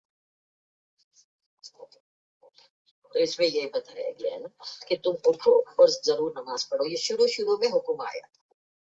اور آپ کا رب خوب جانتا ہے کہ تم رات کے کتنے وقت کھڑے ہوتے ہو، 2/3 کھڑے ہوتے ہو یا آدھا کھڑے ہوتے ہو یا 1/3 کھڑے ہوتے ہو. لوگ بھی تمہارے ساتھ، لوگ بھی رسول اللہ کے ساتھ نماز پڑھنے کے لیے.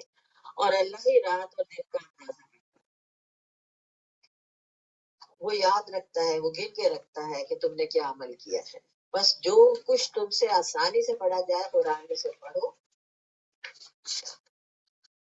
اللہ خوب جانتا ہے کہ تم میں سے کس طرح کے لوگ ہیں. کوئی مریض ہوتا ہے، کوئی زمین میں سفر کر رہا ہوتا ہے، کوئی اللہ کا فضل تلاش کرتا ہے. یعنی ہر ایک کا ایک طرح سے معاملہ نہیں ہوتا. کسی کے پاس کم طاقت ہوتی ہے، کسی کے پاس زیادہ ہوتی ہے. تو اللہ نے کہا جتنا تم پڑھ سکتے ہو پڑھو، اور نماز قائم کرو، زکات دو، اور اللہ کو اچھا قرض دے دو. اور جو بھی تم آگے بھیجو گے تم اللہ کے پاس پاؤ گے. اللہ کے پاس اس کا بہت بڑا اجر ہے. اور استغفار کرتے رہو، بے شک اللہ بخشنے والا ہے. تو یہ اس میں ہمیں یہ پیغام دیا جا رہا ہے کہ ہم راتوں کو اٹھیں اور اپنے آپ کو مضبوط کریں. اپنے ایمان کو اگر ہمیں مضبوط کرنا ہے تو ہمیں بستروں سے اٹھنا ہوگا. اور دعوت دینے والے کے لیے تو یہ ضروری ہے کہ وہ جو ہے نا اللہ کے حکم پہ لبیک کہے اور راتوں کو اٹھے اور اپنے ایمان کو مضبوط کرے. اللہ تعالیٰ ہم سب کو ان کاموں کی کرنے کی توفیق عطا فرمائے. ہم سب ایک دوسرے کے لیے دعا کریں کہ ہم یہ کام کر سکیں. ہم پلان کریں. اگر ہم نہیں بھی پڑھتے ہیں نا تو بھی ہم پلان کریں کہ ہم پڑھیں گے. جیسے میں نے بھی اسی طرح پڑھا تھا. شروع میں یہ سوچ رہی تھی کہ ہفتے میں تو کم سے کم ایک دفعہ ضرور ہوگی، پھر کروں گی، پھر 2 دن کروں گی، پھر اس طرح سے کر کے کچھ پلان کر کے کرے نا